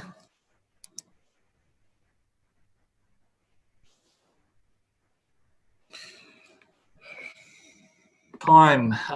So I'll be short and brief in regards to as much as I can on this program. I think I'll start off with the Green Bridges program or project, and just make a few observations. First of all, residents from my ward were a bit interested in the green bridges, the eco bridges or whatever we're calling them now, because they do like their walk and they do like their cycling. But really, they say, well, how can we use one of these green bridges? And I said, well, the first one's being built at Kangaroo Point to, I think, Dutton Park. And they said, well, that's not going to really help us. And I said, there's a few others. And anyways, hopefully some of these green bridges, the people from my ward will be able to use.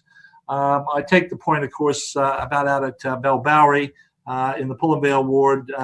Anyone who knows anything about bridges in that area, especially at Bellbowrie, through to, say, Wacol, there has been a pushback for many years from residents out there who didn't want to open up their number of suburbs to traffic coming from Ipswich Road side.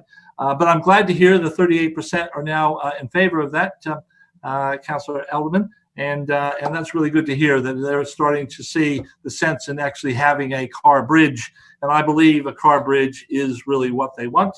Now, obviously, it'll have a cycle lane on it as well as pedestrian lane, no doubt, if it's ever built.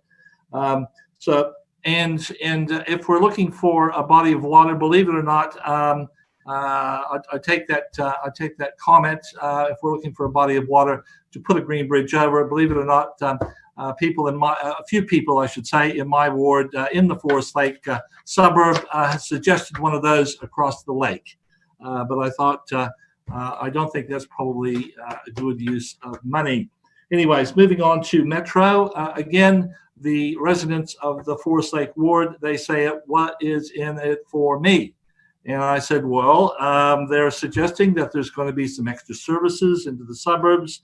And of course, the first question is, where are they going to be? What, how often are they going to run? Where are they going to take me? And I said, well, of course, we're not being given that information. And quite frankly, it's really up to TransLink to fund those.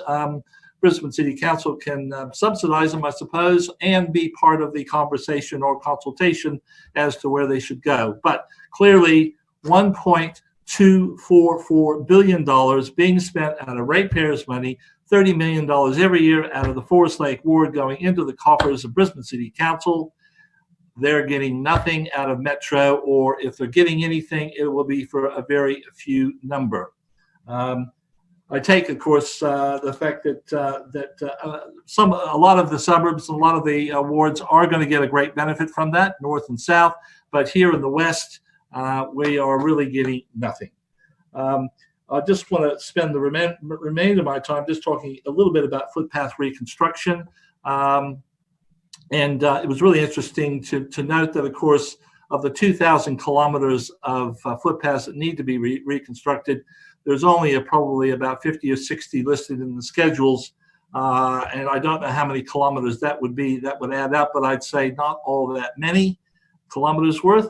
And so I had a look at some, honestly, when it comes to the suburbs, we are constantly being overlooked by this administration, and all the money is really seems to be going into the CBD or the surrounding suburbs of the CBD.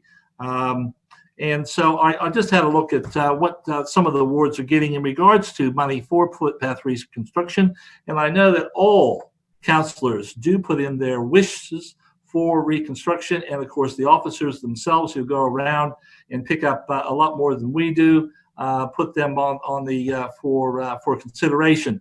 But if we have a look at what doesn't make any sense to me, a suburb like or a ward like Bracken Ridge, right, or Deegan for that matter, and Holland Park, and Wynnum Manly, there is no money allocated in the schedules for those wards for reconstruction. So I just think that's quite amazing. And we went through all the schedules, and we did as much as we could in regards to trying to work out which wards that particular suburb is in, and there may be a little bit of sharing this going there. But anyways, the average it was roughly, if you take $7.7 million divided by 26, it works out around about $300,000 a ward. That should be, if you're going to be equal with all the wards right across Brisbane, that's what you should be spending out of this particular budget round. But clearly, a lot of the suburbs, some of the suburbs are getting, or some of the wards are getting nothing. And I take the point from Councillor Owen in regards to that active travel, and we want to make it as safe as possible for those disability scooter people and also other scooter and pedestrians. But honestly, I wouldn't be all that happy if I was Councillor Owen, because she got listed for about $47,000 worth. So, and I just think that really isn't keeping up with the maintenance of the existing infrastructure. This council loves to build new things, but when it comes to maintaining what has already been built, when it comes to, say, like footpaths, they are not doing the job that they should be doing. And of course, the ratepayers know this. I'll finish my comments there, Mr. Chair. Further speakers? Further speakers? Councillor Marx, are you? Yeah, now Councillor Marx, yes. Now, when you begin speaking, Councillor Toomey will have the chair for all councillors as well. Councillor Marx. Sure, thank you. Sorry, I was just nearly lost the video stream then. Look, I just want to speak very briefly on Program 1 with a couple of issues that have been raised by a couple of councillors on the footpath situation. Councillor Griffiths mentioned the footpath there with the Braille dots, as I suppose, as you would call them, the raised braille dots. Yes, I did meet him out in his ward, and I thank him for hosting myself and my PLO out there to show some of the stuff that he's got issues with. The problem we had with that particular site was that there was confusion as to who owned the asset. And, you know, I apologise to him for the confusion and the length of time it had taken to get that sorted. Because it was on a main road, there was confusion whether it was state or council. In the end, the officers did discover that it was council and we rectified it. I'm unsure if that's being replaced yet, but I'm certainly happy to follow that. He's shaking his head no. Okay, so I'm certainly happy to follow that up with him because I agree that that was an issue. So definitely happy to sort that out for you. And the other one, Councillor Strunk talked about the unfairness of some of this funding for the footpaths. So just going on your what you've said, Councillor Strunk, that you've got 2 footpaths there in Boss Road and Kitty Hawk Avenue. By your calculations of 300,000 per ward, you're actually getting 406. So I don't know. Do you want to hand back one for 100,000? Because I'm sure Councillor Owen would be happy to take it if you didn't want to spend the extra 100K in your ward. But look, it's just a balancing act, and it's about what needs the work the most. I know I've got one there in myself and that thing. That's one I've put up for 3 years in a row. So it's just the reality of it. There's no kind of necessarily rhyme or reason other than it's on a priority base of what is the worst that needs to be fixed. So I'll leave my debate at that. Thank you, Councillor Marks. Are there any further speakers? Lord Mayor. Thank you, Mr. Acting Chair, Mr. Deputy Chair, whatever the correct title is today. Look, thank you to all of the councillors who've contributed to this important program. Obviously, a big investment of the overall $3.1 billion of the budget comes into this program, and it is critical when it comes to getting people moving around the city sustainably. It's been commented before that the move is definitely on to invest in more sustainable forms of travel and providing alternatives to people that want to move away from private motor vehicle travel and try out those alternatives and get onto public transport, get onto their bikes, get onto foot or on e-scooters. And this program is all about supporting that investment. And if you have a look at the size of this program and the investment that is involved, you've just got to look at the first page of this program to see $467 million of investment happening in that program, in Program 1. Now, obviously, this program is made up of contributions from both council, the state government and the federal government, but it is a big slice of the council budget and shows the level of priority that we place on public and active transport.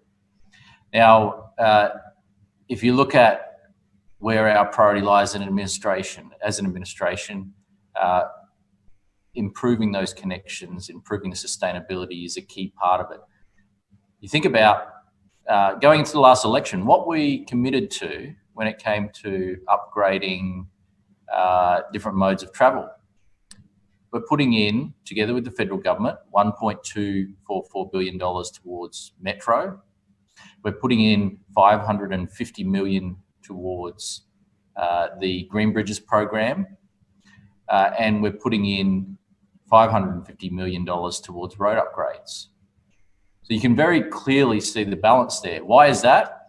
Is it because we have decided we're not going to do any more road upgrades? No, because we've come through a big investment over many years in our road network. We don't apologise for that. It's the right thing to do to upgrade the capacity of our roads as the city grows and to improve the safety of our roads. But right now, the priority is investing in those more sustainable forms of travel, and that is exactly what we're doing, and that's what the budget shows we're doing.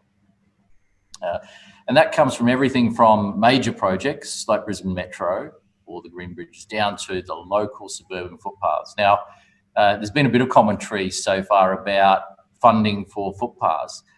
Labor peddled the lies during the election about footpaths and have been well and truly exposed. They went into the election saying there's no money for footpaths and we're going to fix 700 footpaths.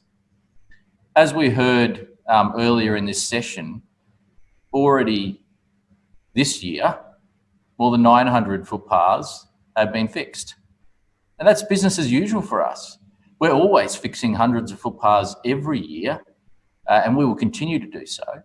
And when it comes to the allocation of money to provide new footpaths, councillors are quick to cry poor, yet in this budget, through two different funding sources, they have access to more than $750,000 to build new footpaths if they wish, or in fact to upgrade existing footpaths. The funding is available to do both of those things. So when we hear stunts being pulled, like changing the Brisbane Metro budget to fund a footpath in a suburb, what you're not being told is that that councillor has access to $750,000 to do exactly projects like that, if they chose to. But guess what?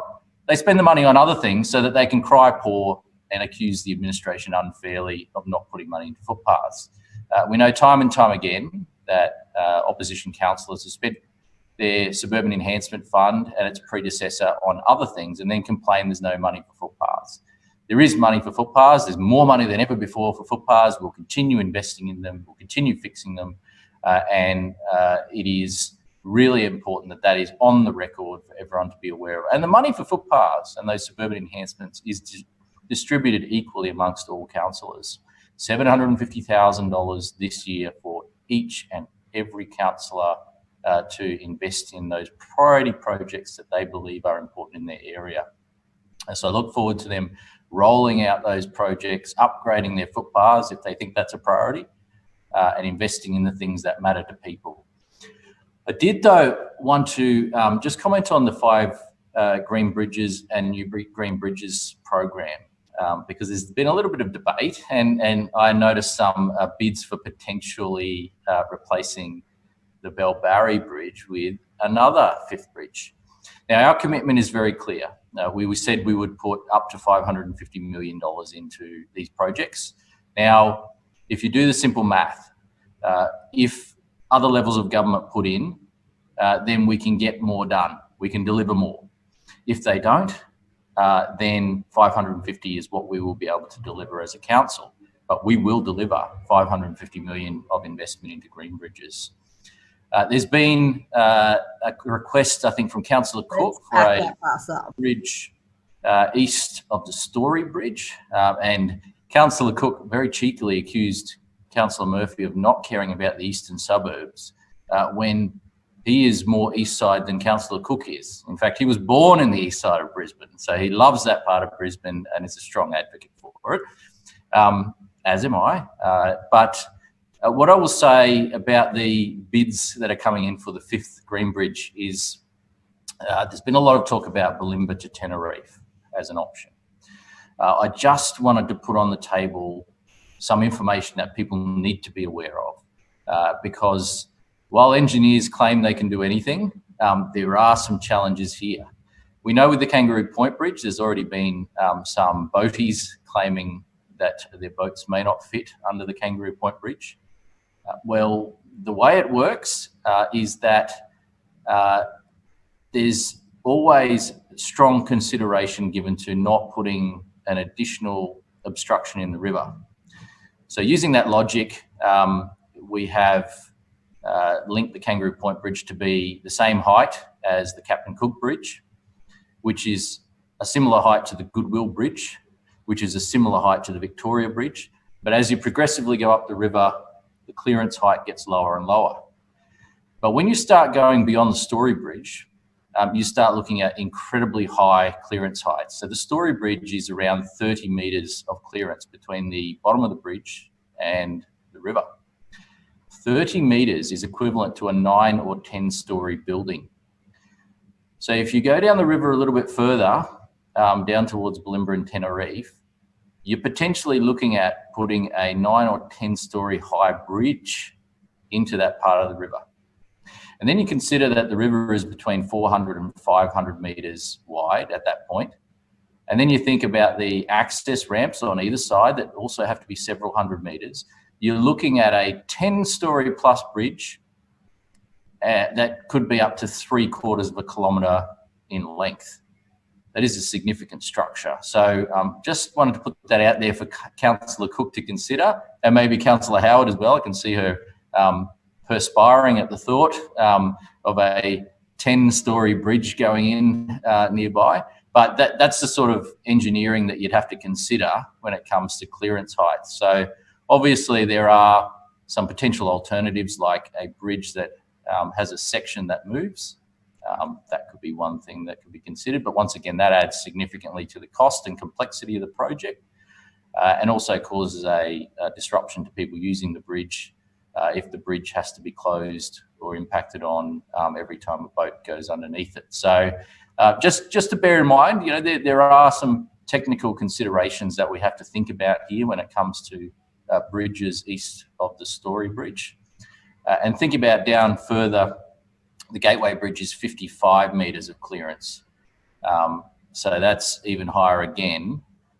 So we're talking about significant structures. Anything to the east of the Story Bridge would have to be quite a significant structure. And there are other considerations to factor in there, such as visual impacts, the approaches of the bridge and how that will impact on the local areas. So I'm not saying that no, it can't be done, or no, it can never be done, but these sort of things have to be taken into consideration when looking for additional bridges on the Brisbane River. But I do certainly admire Councillor Cook and other councillors' ambitions to get that 5th Green Bridge. Look, and credit goes to Councillor Strunk as well, across Forest Lake. The first thing, Councillor Strunk, we want to do is fix up Forest Lake, and so we'll be investing in the water quality there, and that's an important priority at the moment. But we will take that under advisement for a bridge in Forest Lake. We'll give that consideration in due course. Good man, the time has expired. Thank you. Councillor Landers. Point of order, Deputy Chair. Point of order, Councillor Landers. Mr Deputy Chair, I move that Council now adjourn for afternoon tea for 15 minutes, which commences only when all councillors have left the meeting. I second that. Councillor Landers put a motion to adjourn for afternoon tea for a period of 15 minutes once all councillors have left the chamber, and it's been seconded by Councillor Hutton. All those in favour, say aye. Aye. Against? The ayes have it. See you after afternoon tea.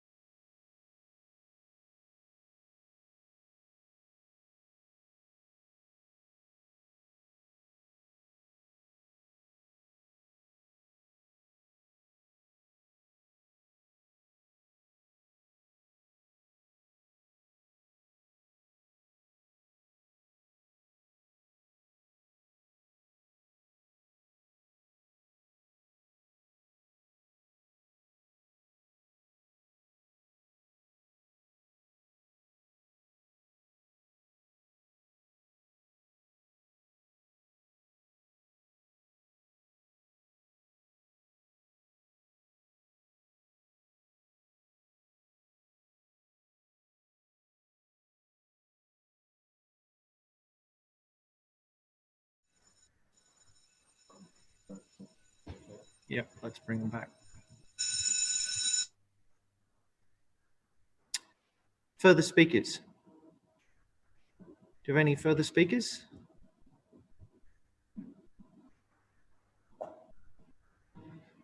Councillor Murphy, want to reply?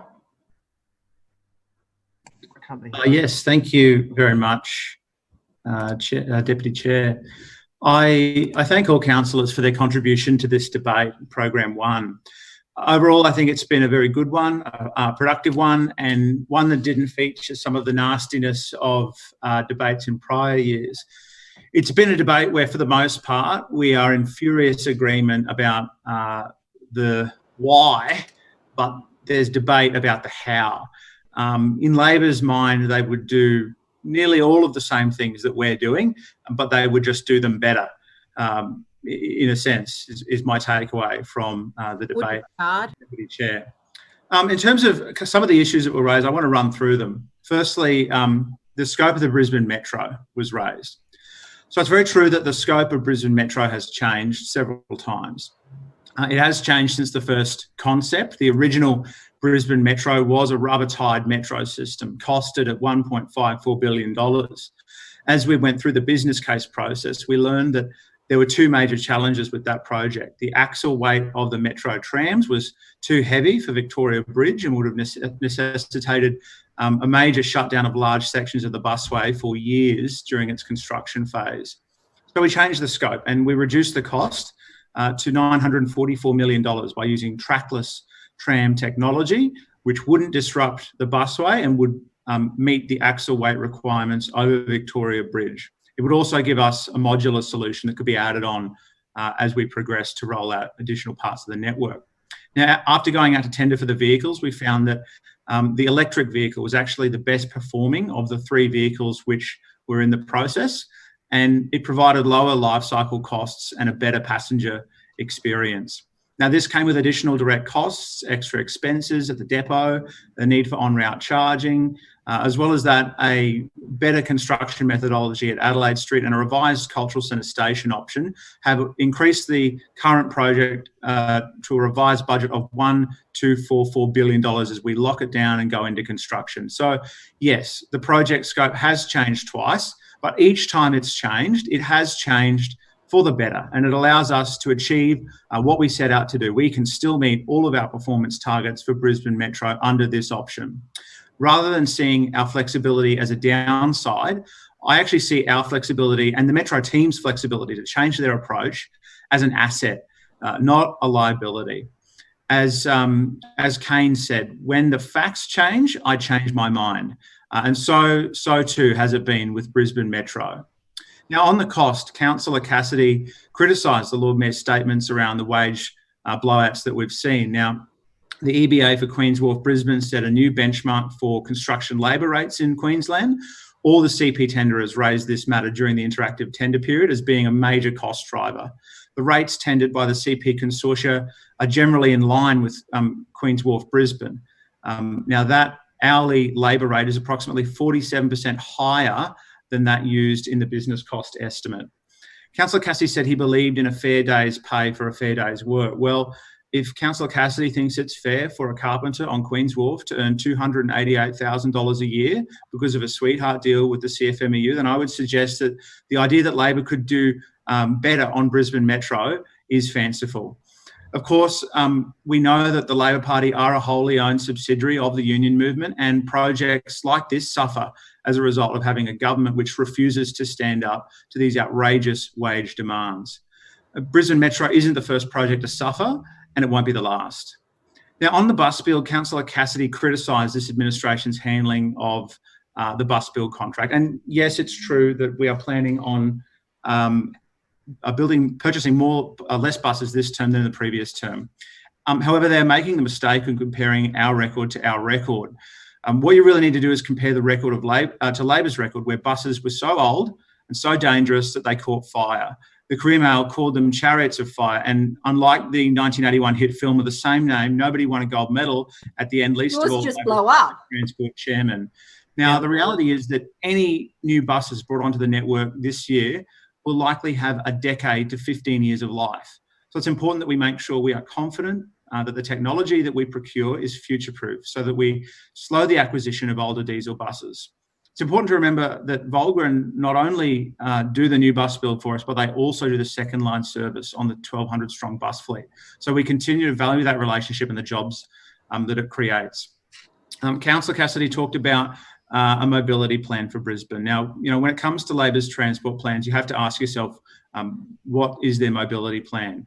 Is it the June 2020 Twitter post from Councillor Cassidy with 87 words, mobility plan? Is it the March 2020 election policy where there was no mention of a mobility plan? Is it the 2016 Harding plan, which didn't even contain the word mobility and doesn't mention bikeways, which was all light rail with no detail? Or was it the 2012 Ray Smith plan, which included bikes and bridges and water fountains and free sunscreen for kids? Or is it their transport plan from 2002 to 2016 with Councillor Cumming, the architect, who funded this through scrapping fuel subsidies, adding tolls and a CBD parking tax? There was certainly no mobility plan that Brisbane residents got to see from the Labor Party ahead of the last election where it really counted. Now, the administration also copped a bit of a body blow today from some councillors on the state of the city's footpaths, and Councillor Griffiths and Councillor Cumming had a shot. I hate to say it, but there's a little bit of creative retelling of history here. Once again, they're comparing our record to our record. Now, there's 4,800 kilometres of footpaths in this city, and we're working very hard to bring them all up to spec. When we first got into administration, the footpath network that we inherited was literally falling apart. Let's be clear, in 2008, the first year of an LNP majority administration, 38% of the city's footpaths were in good or very good condition. By 2017, that figure had increased to 77%. So that's an almost doubling of the number of footpaths in good or very good condition under the LNP. The number in fair condition has reduced by almost 2/3. So Labor's record on footpaths was absolutely appalling, and we won't take any lectures from them on footpath maintenance. And let's not forget, as the Lord Mayor said, every councillor here can spend $750,000 they get in the CEF on footpaths every year. Most spend it on park upgrades, not footpaths, and that includes the Leader of the Opposition. Now, I'll spare reading out the details of the councillors who spend the most on footpaths, but I will say you know who you are. Now, there was a lot of commentary from the Labor Party and some others about the Green Bridges program, and I just say this to them. 4 out of 5 of these bridges were well supported by the communities on either side.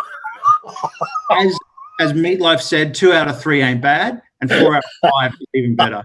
It's a joke. 1 out of 5 wasn't supported, and so we didn't proceed with that bridge as a result of community feedback. So, yes, we're now on the hunt for a new bridge location, and I find it weird, some of the feedback that people are upset about not having a bridge that crosses the Brisbane River in their ward. Councillor Griffiths, through you, Mr Chair, if you wanted a bridge beside the Brisbane River, then maybe you should have run for Tennyson Ward.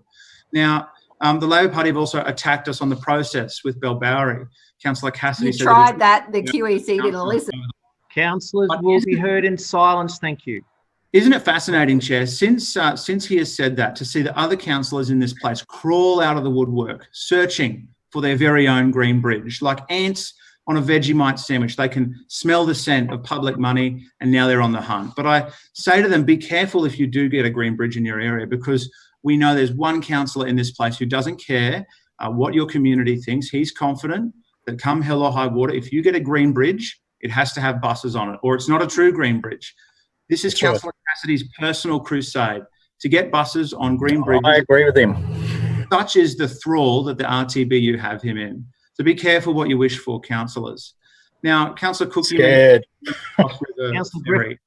and last time you petitioned TransLink for service, you were rebuffed. Now, in January 2019, the state government confirmed that they didn't support this, and I quote, "If free travel were offered on any ferry service, TMR would be required to reduce its funding contribution in line with lost fare revenue, as is the case with the City Hopper services. TMR does not support the removal of fares from Bulimba ferries." As Councillor Strunk so ably put it, TransLink would need to subsidise this service. So I'm happy to go back to Minister Bailey with you in a bipartisan way to get support for this service, and I can certainly say his approach to dealing with us since January 2019 has changed significantly, so you never know, we might get lucky. Now, Chair, Councillor Huang uttered a brilliant quote before. He said, "The city defines the country doesn't define the city." In the next 4 years, Brisbane's great opportunity to help play its role in shaping the transport future of Brisbane. City Council's pivot towards public and active transport is being watched both at home and abroad. It's not easy to solve the transport problems of a subtropical city of 1.2 million people. It'll take patience, determination, and a resolve to do what's right, not always what is easy. The investments that we are making in this program are not investments in mega projects for vanity or things to put a plaque on. While these projects are game-changing, ultimately they're all about solving problems. This program is as much about bread and butter issues as it is anything else. It's about making sure passengers don't sit, waiting on a bus, idling on Victoria Bridge. It's about making sure that commuters in wheelchairs can get undercover at our bus stops like anyone else. It's about making sure our bus drivers are safe, respected, and valued public servants in our community. It's about making sure neighbours disconnected by 300 metres of river aren't disconnected by 30 minutes. Thank you, Chair. I'll now put the motion for Transport for Brisbane program. All those in favour say aye. Aye. Aye. And those against? The ayes have it.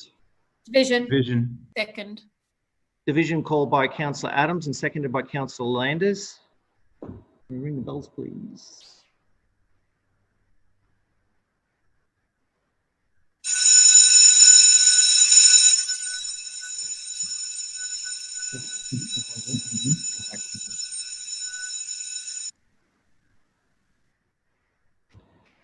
Okay, all those in favour of the motion, please raise your hand and say aye and hold it there. Aye. Please. Aye. So Marks is a yes.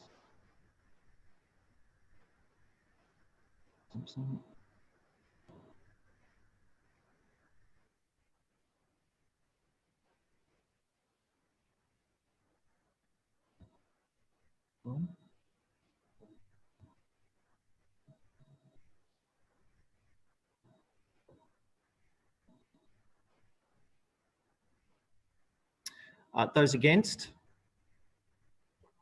Aye. Thank you, Councillor Sri. Clerk, can you please read the results?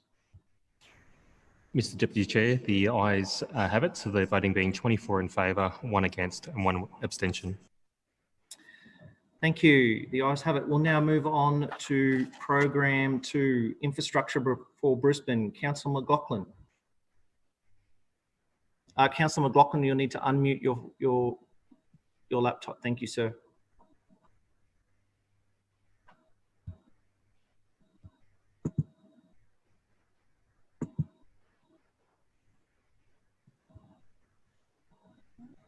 Can you hear me now? Yes, we can. Thank you. Okay, my apologies. I pushed the unmute button, but there we go. Mr Deputy Chair, I move that for the Infrastructure for Brisbane program, the services of council, the allocations for the operations and the projects and rolling projects as set out on pages 27 to 40 and the indicative schedules on pages 146 to 161 for the years 2020 to 2021 through to 2023 to 2024, so far as they relate to Program 2, be adopted. Seconded. That was Councillor Matic.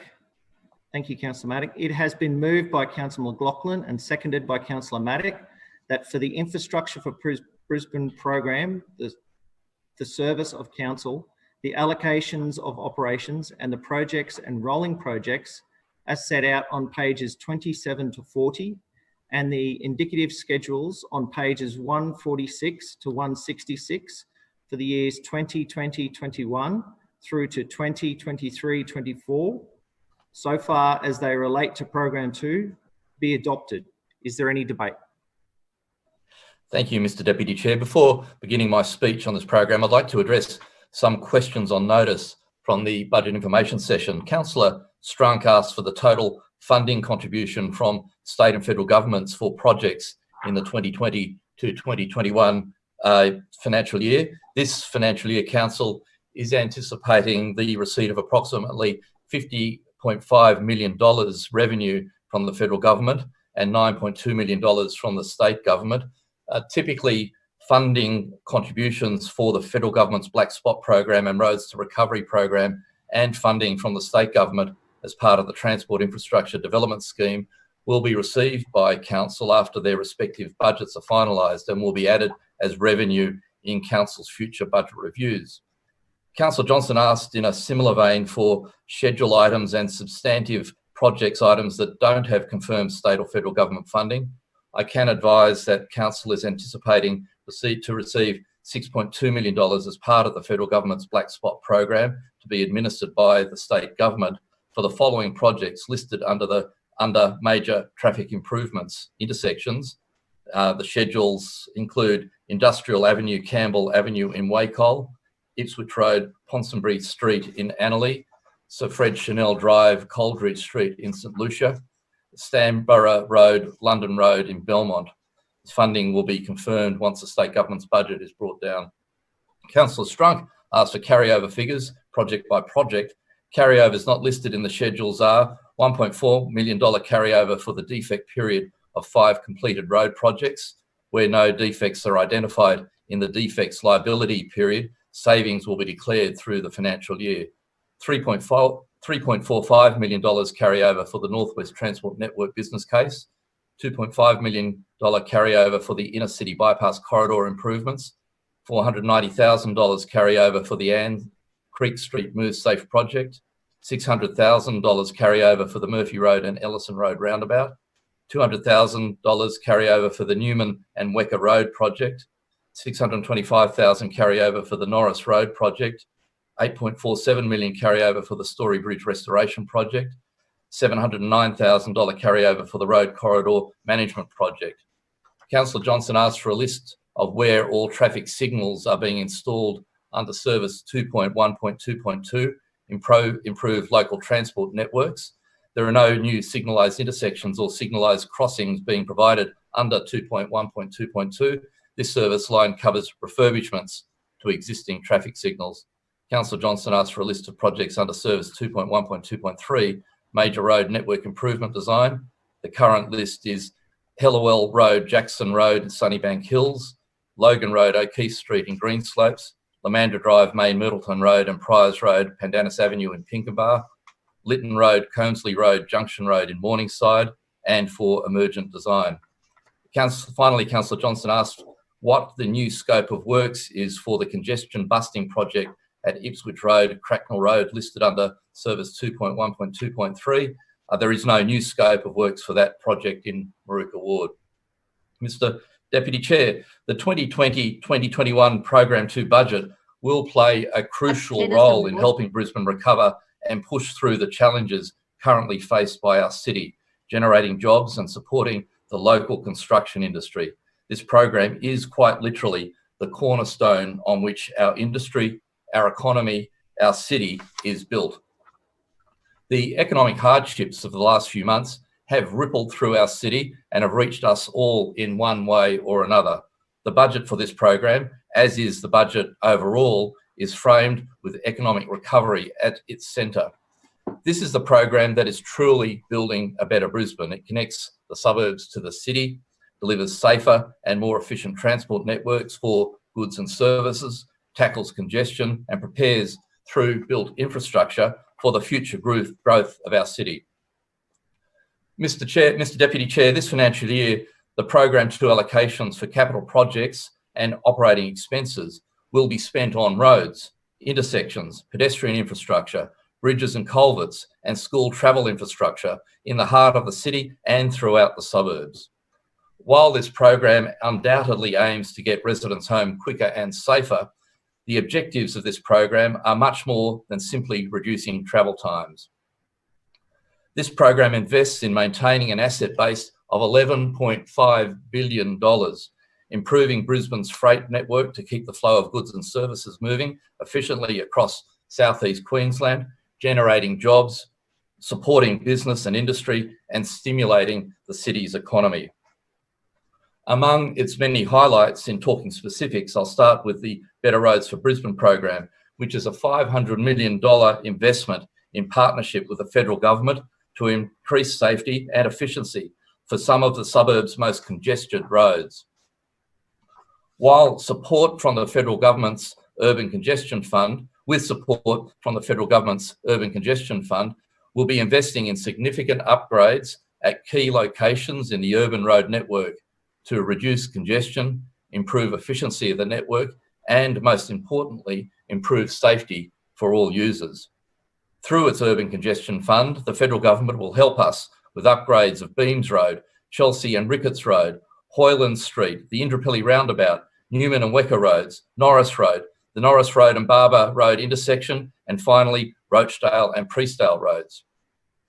These projects, Mr Deputy Chair, stretch right across the city from Bracken Ridge in the north to Rochdale in the south.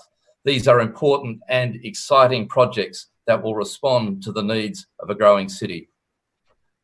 Mr Deputy Chair, I'm pleased that this year's budget will target school safety with the Lord Mayor's commitment to deliver 100 SAMs for schools over the coming 4 years. This is a $3.2 million initiative that will help students and their families get to and from school safely. The existing SAM sign project is also continuing this financial year with $569,000 allocated towards the management of existing SAM signs, the funding of which has been moved into Program 2's core budget. This funding allocation is, in addition to the new SAMs for Schools program, delivers an even greater investment in speed awareness monitors compared to last year. Mr Chair, this budget will continue to deliver initiative towards improving safety around schools under the Partnering for Safer Schools service. The new SAMs for Schools program is in addition to the $913,000 allocated towards safe school travel infrastructure, which will improve footpaths, refuges, crossings and bus facilities around our schools. To name a few, schools in Coorparoo, Nunda and Wynnum will receive improvements through this schedule this financial year. A further $399,000 is allocated towards developing more traffic management plans for schools to reduce congestion and improve safety around schools by encouraging active travel to and from school. Council has already worked with close to 200 schools to develop transport management plans. With over 300 schools in the Brisbane City Council area, I'm glad that this budget is continuing Council's fantastic track record on delivering safer school travel. Mr Deputy Chair, in Program 2, we not only improve the existing transport network, we build and expand it. This budget will kick off the design of a new road link in Rochdale. Gardner Road is planned to be extended south to Underwood Road to support the fast-growing Rochdale precinct. Creating this new link will help future-proof this area and bolster the local transport network. This financial year, we will also see the completion of a critical artery for Brisbane and South East Queensland, the Kingston Smith Drive upgrade. The project has created world-class pedestrian and cycleway infrastructure that would have been scrapped if the Labor Party had won the 2016 election. Mr Deputy Chair, one of the goals of the Infrastructure for Brisbane program is to reduce congestion on our roads. In 2020 to 2021, $33.9 million will fund congestion reduction upgrades at 12 intersections across Brisbane, as well as planning for future intersection improvements, including works such as new traffic signals or roundabouts, with funding support from the federally funded Black Spot program and the Roads to Recovery program. A further $4.2 million will be invested in projects such as the construction or extension of turning lanes, minor intersection upgrades, improved allocation of road space, and alterations to road markings and signs, low cost, high impact solutions to get more out of the current network. These projects stretch right across the city, from Bracken Ridge in the north to Parkinson in the south, out to Wynnum in the east and Brookfield in the west. Mr Chair, asset maintenance is a critical part of a city's function, fixing things before they're broken. Boardwalks, bridges, culverts, pavements and curbs will continue to be upgraded, increasing the lifespan of assets across the city and improving safety. This year, we'll be investing $90 million in road resurfacing from Aberdeen Parade in Boondall to Urara Street in Everton Park as part of a $360 million commitment over 4 years. $29 million is allocated for bridge and culvert works, including planning and design for 17 projects and construction for 36 projects. $8.9 million will be invested in rehabilitating boardwalks, including the Cultural Centre Riverwalk and the renewal of Carter's Landing in New Farm. This financial year will deliver $7.3 million worth of curb and channel works, with projects, for example, to be delivered at Montpellier Street in Grange and Foxton Street in Morningside. A key part of this program is the investment in forward planning and design of our road network. This financial year, $10.5 million will pave the way for future upgrades and improvements to Brisbane's roads. Planning this year leads to work next year and beyond. It's exciting to see the on-ground delivery of projects in our suburbs, and these result from the careful planning and assessment by council engineers. Mr. Deputy Chair, this is the work that we often don't see happening in front of us, but every year council invests in the planning of Brisbane's transport network to ensure it is connected, flexible and accessible into the future. This financial year we see the new initiative, the coordination of major inner city construction projects. With unprecedented growth and numerous large-scale infrastructure projects our city is experiencing, as well as significant projects such as the Neville Bonner Bridge, South Brisbane's new performing arts venue, Cross River Rail and our very own metro on the way, we need to ensure the combined impacts of these infrastructure works is managed carefully and does not compromise the efficiency of the city's transport network. Council has initiated and is engaged in several intergovernmental committees and working groups to coordinate the management of the major inner city projects. Mr. Deputy Chair, there is much to look forward to in Program 2 for 2020-2021, but most importantly, this is a program that our city needs. In the short term, it will generate local jobs for those who are suffering the financial blows of COVID-19. In the long term, it will help create a well-connected, safer and more efficient transport network. Truly a better Brisbane. Thank you to the Lord Mayor for his commitments included in Program 2 budget that will in particular create a safer environment for active travel across the city. I commend it to the chamber. Further speakers? Further speakers? Councillor Griffiths, I think.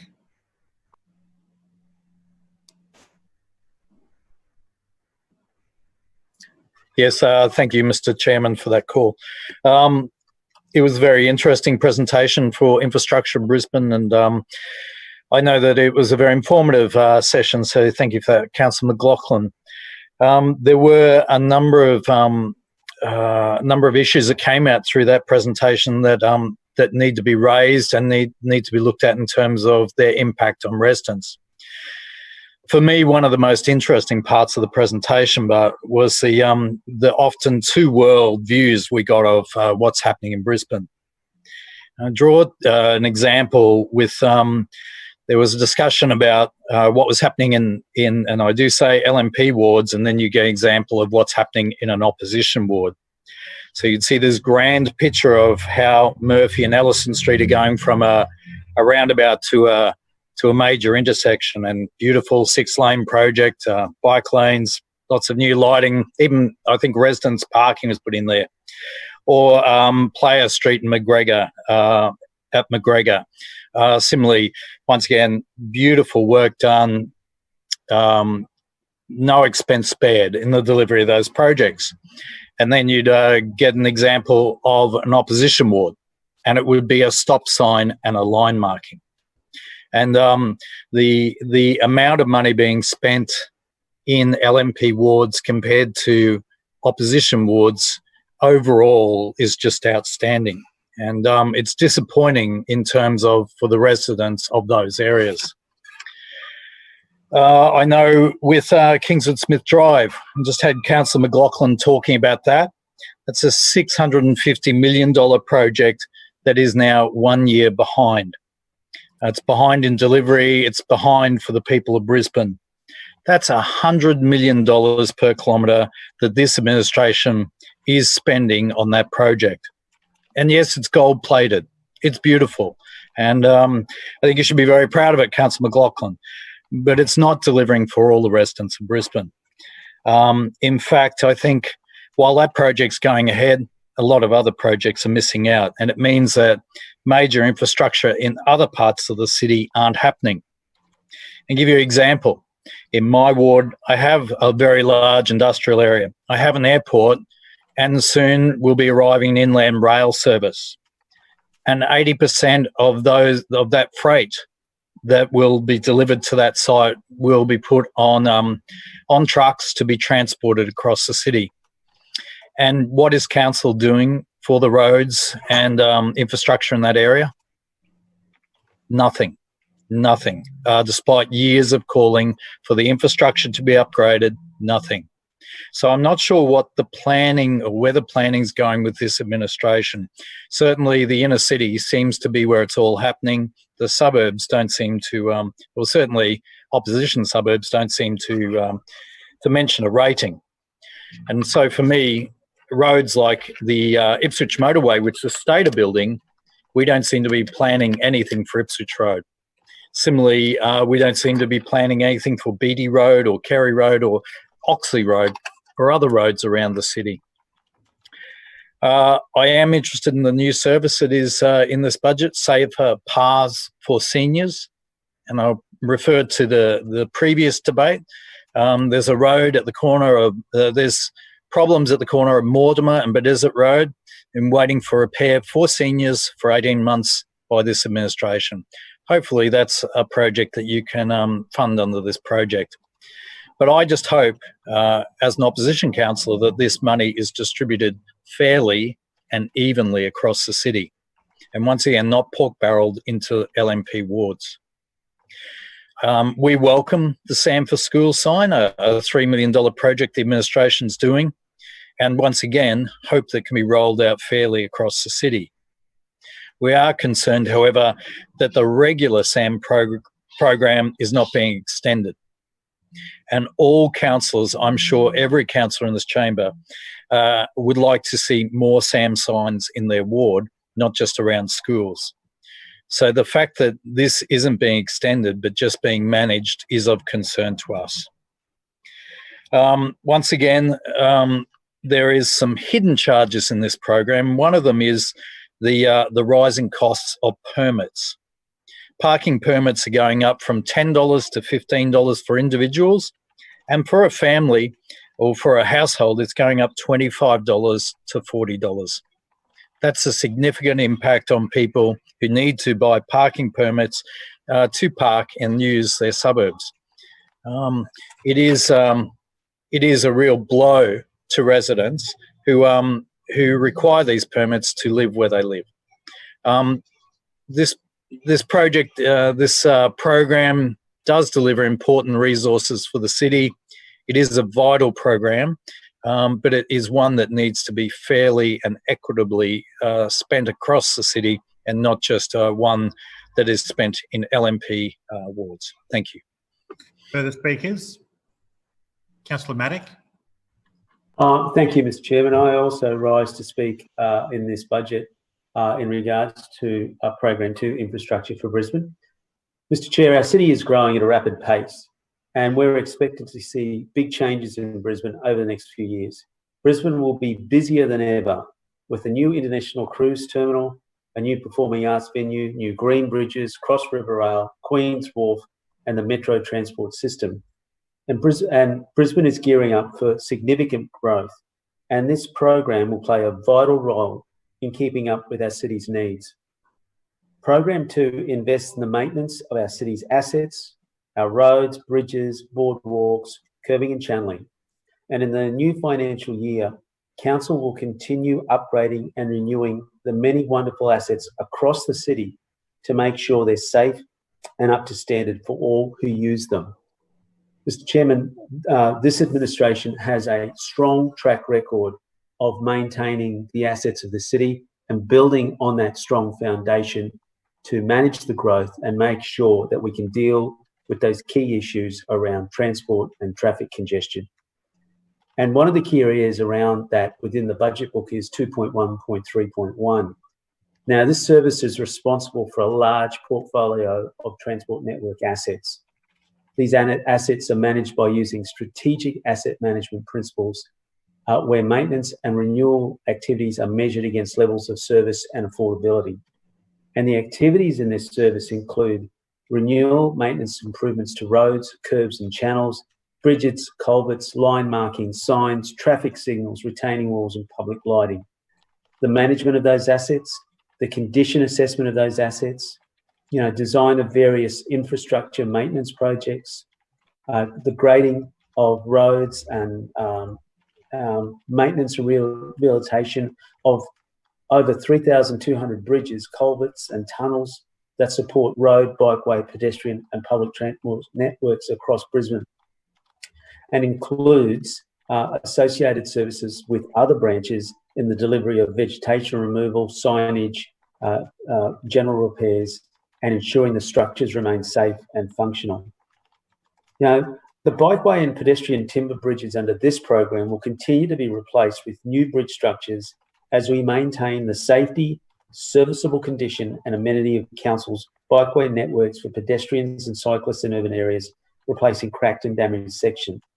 Council and this administration is committed to continuous innovation and improvements in managing its asset base and works with peak Australian and international bodies to research and trial cost-effective and high-performance products, materials and construction methodologies.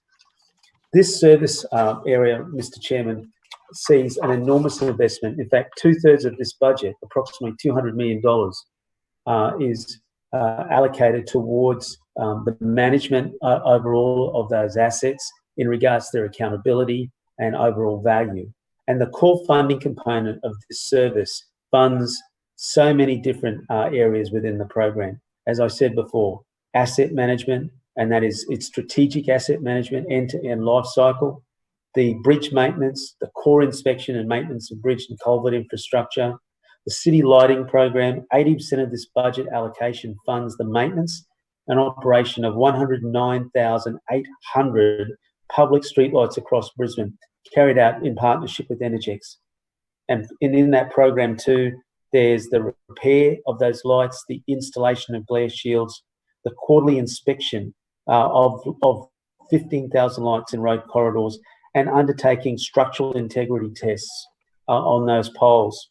It also covers important areas around the ICB and its maintenance, ongoing operations and maintenance contracts, which includes 4.6 kilometres of dual lane divided road, 8 bridge structures, 3 small road tunnels, and other assets. The river walkways, performing structural inspections and small maintenance activities on council's 37 riverwalk structures. Road markings for minor roads, road surface inventory, undertaking that continual risk assessment on 21 million square metres of pavement, footpath and curb and channel infrastructure each year.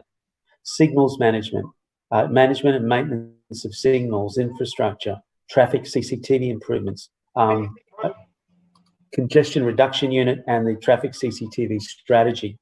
And of course, traffic signs maintenance delivered through a model with both reactive and proactive components. We had a presentation at committee before the break in regards to traffic signal maintenance, sign maintenance, and innovation that's being undertaken all the time in improving signage and making clarity to drivers and therefore making the roads safer. And of course, overseeing the overall maintenance of our roads. Mr. Chair, in programs to budget from a local perspective, I'm also glad to see continued investment in improving the inner city bypass, not only in its overall management, but improvements as well. As we know, this is one of the city's major transport corridors used by those living in the city and also in the suburbs. Over the past couple of years, Council has undertaken a review of the corridor to identify potential improvements. This financial year, this work will be refined and options will be developed for improvement, as well as traffic analysis for longer and medium-term solutions. Detailed design will also progress for several projects along the ICB for future construction. This planning will future-proof our city and ensure this key piece of transport infrastructure keeps up with projected growth and traffic increases. Mr. Chair, this financial year, there's also investment in the city's bridges and boardwalks. Brisbane has 39 riverwalk structures spanning from Toowong Reach to Hamilton Reach. They're popular with both Brisbane residents and visitors, and I'm pleased to see a continued commitment to improving them. This budget also invests $29 million in reconstructing and rehabilitating bridges and culverts across the city, including the Story Bridge. Keeping our bridges and riverwalks in top condition is another way this program is future-proofing Brisbane, because as our city grows, these important pieces of infrastructure that draw in visitors and grow the Brisbane lifestyle will become more valuable more than ever. As I said before, Council's road network has over 5,780 kilometres. Each year, Council invests significantly in the maintenance of these, and in this financial year, I'm glad to see $90 million commitment towards road resurfacing. Again, Mr. Chair, this program has a track record for delivering important infrastructure upgrades in every part of the city. Last year in my ward, congestion busting works at Miskin Street in Toowong, safe school travel infrastructure for Red Hills Special School, and road improvements for Milton Road delivered real improvements for how residents move around the ward and in the local area. And this financial year, I'm pleased to see that Program 2 includes upgrades for the intersection of Kelvin Grove Road and Blamey Street, which will be an important congestion busting project for that growing community in that QUT Kelvin Grove Village precinct, as we see more students and more residents in there. A congestion busting project for Arthur Terrace and Red Hill, which is a major corridor through the ward, sees a significant amount of traffic come through what is effectively residential areas, and investment in Coronation Drive, including rehabilitation of its retaining walls. Mr. Chair, this program area is significant in what it delivers, but it continues to deliver on what is important across our city, on maintaining assets and making sure that we continue to grow and develop for a growing city. By doing that, we can stay ahead of the game in regards to traffic congestion and meeting the needs of the wider community. But importantly also, from a ward perspective, not only for myself, but for all councillors in this chamber, those local projects that will mean such an important difference. You know, I've got road construction works undertaken in Peachtree Terrace, as I mentioned before, Arthur Terrace, but also the key works in this area, which are delivered by Councillor Marks in Asset Services around resurfacing. All of these different projects work hand in hand to make sure that we are delivering for the people of Brisbane. As I said from the beginning, this administration has a long track record of making sure that we get the basics covered, that we make sure that we deliver on all of those things that residents expect of us, and being able to deal with the infrastructure, with traffic congestion, by working hand in glove with other program areas around public transport, footpath maintenance, road resurfacing, curbing and channeling. All of these work together to make sure that Brisbane continues to be a leading city, and this administration keeps continuing to deliver on what's important for Brisbane and making sure that we get the job right. Thank you, Mr. Chairman. Further speakers? Councillor Johnston. Yes, thank you, Mr. Chairman. I rise to speak on Program 2, Infrastructure for Brisbane. Can I just say how disappointed I am in the delivery of this program for Tennyson Ward residents. This is one of the parts of the budget which I make an extensive submission on to the Lord Mayor each year. And each year, projects are just not forthcoming. So I'd like to start with the following. There are projects being rolled over in this year's budget from last year. For example, last year, Council allocated $198,000 to the Ipswich Road, Cracknell Road intersection. It's an extension of the turning lane, which is in Tennyson Ward, and it goes into Marook Ward.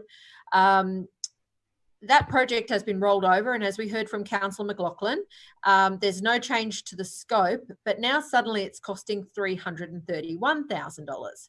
So again, this is a failure to deliver a project promised last year, and now because of the delays or the problems or whatever it is, there's no explanation about why it's costing $140,000 more than they said last year. That's not good enough. The other project in my ward last year, which was also not delivered and cut, despite my asking it to be reallocated elsewhere, was $74,000 in funding for some sort of line markings on Oxley Road for a turning lane into Quarry Road.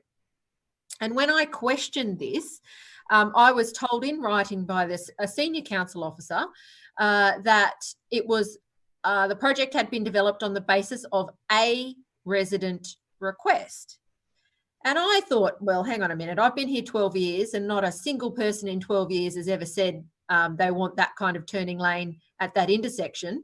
They definitely want a turning lane out of Quarry Road into Oxley Road, but never once has someone said they want one turning into Quarry Road. So I did a file request. Lo and behold, no residents' requests. And in the when I queried the officer again with this, I was told that there were no records of any requests by residents for the project. So let's be clear. Last year, council funded a project in my ward that no one asked for. When I said, hey, this is not right, you should reallocate that funding elsewhere, they ignored me for months until I moved a motion in this place and complained to the Lord Mayor. I am disgusted at the way the traffic part of this council is being run. And there is a significant problem that's happened in the past year.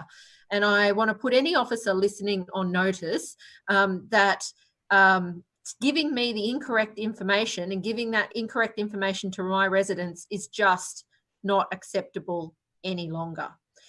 We were also, as a council, given an incorrect petition response just a few weeks ago, where we were told traffic surveys would be undertaken in Chelmer at a later point this year, but council had done them earlier this year. So again, both the council and the residents and myself were misled. Something is really wrong. Number one, the local projects in Tennyson Ward that my residents and I have been asking for the best part of a decade are being ignored. Number two, when projects come forward, they're not reflective of what we're asking for locally and what we need locally, whether they're small or big. And number three, when there is a problem, council is unwilling to negotiate, discuss, do anything with my office to look at how we can reallocate that funding. And the Quarry Road project is just a shocking failure by council, in my view.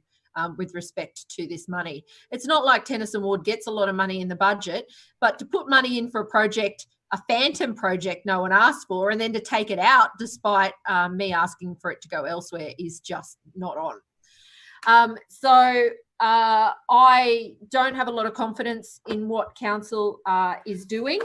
I note there are a few small projects in my ward that I've already started asking questions about. There's $70,000 for some sort of footpath outside Oxley State School.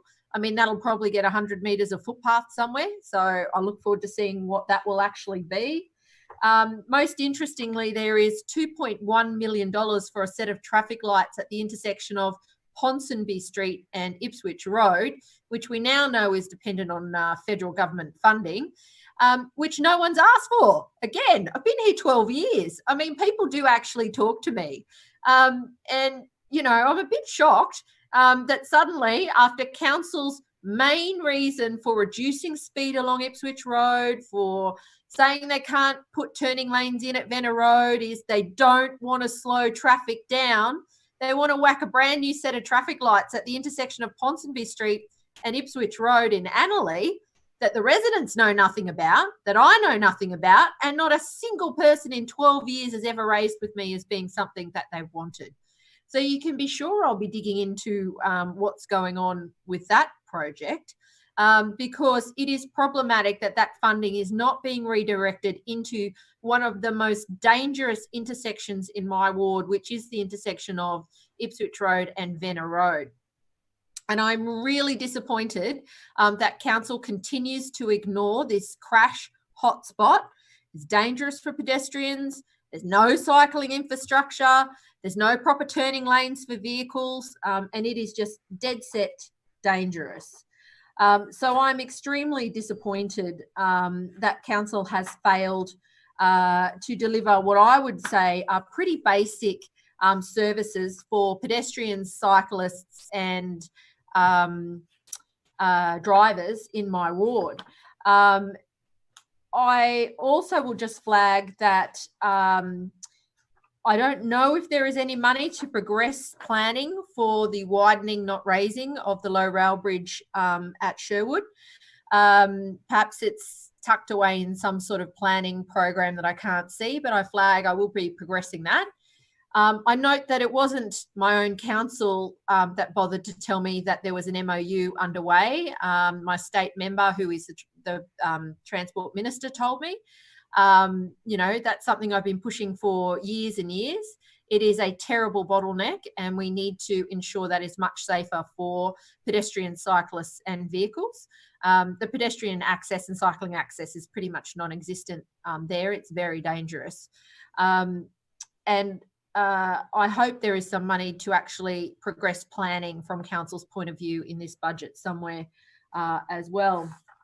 Now, because council has failed to deliver the important projects in my ward that I think are necessary and that residents are asking me for, I have an amendment to the budget, which I will just pull up.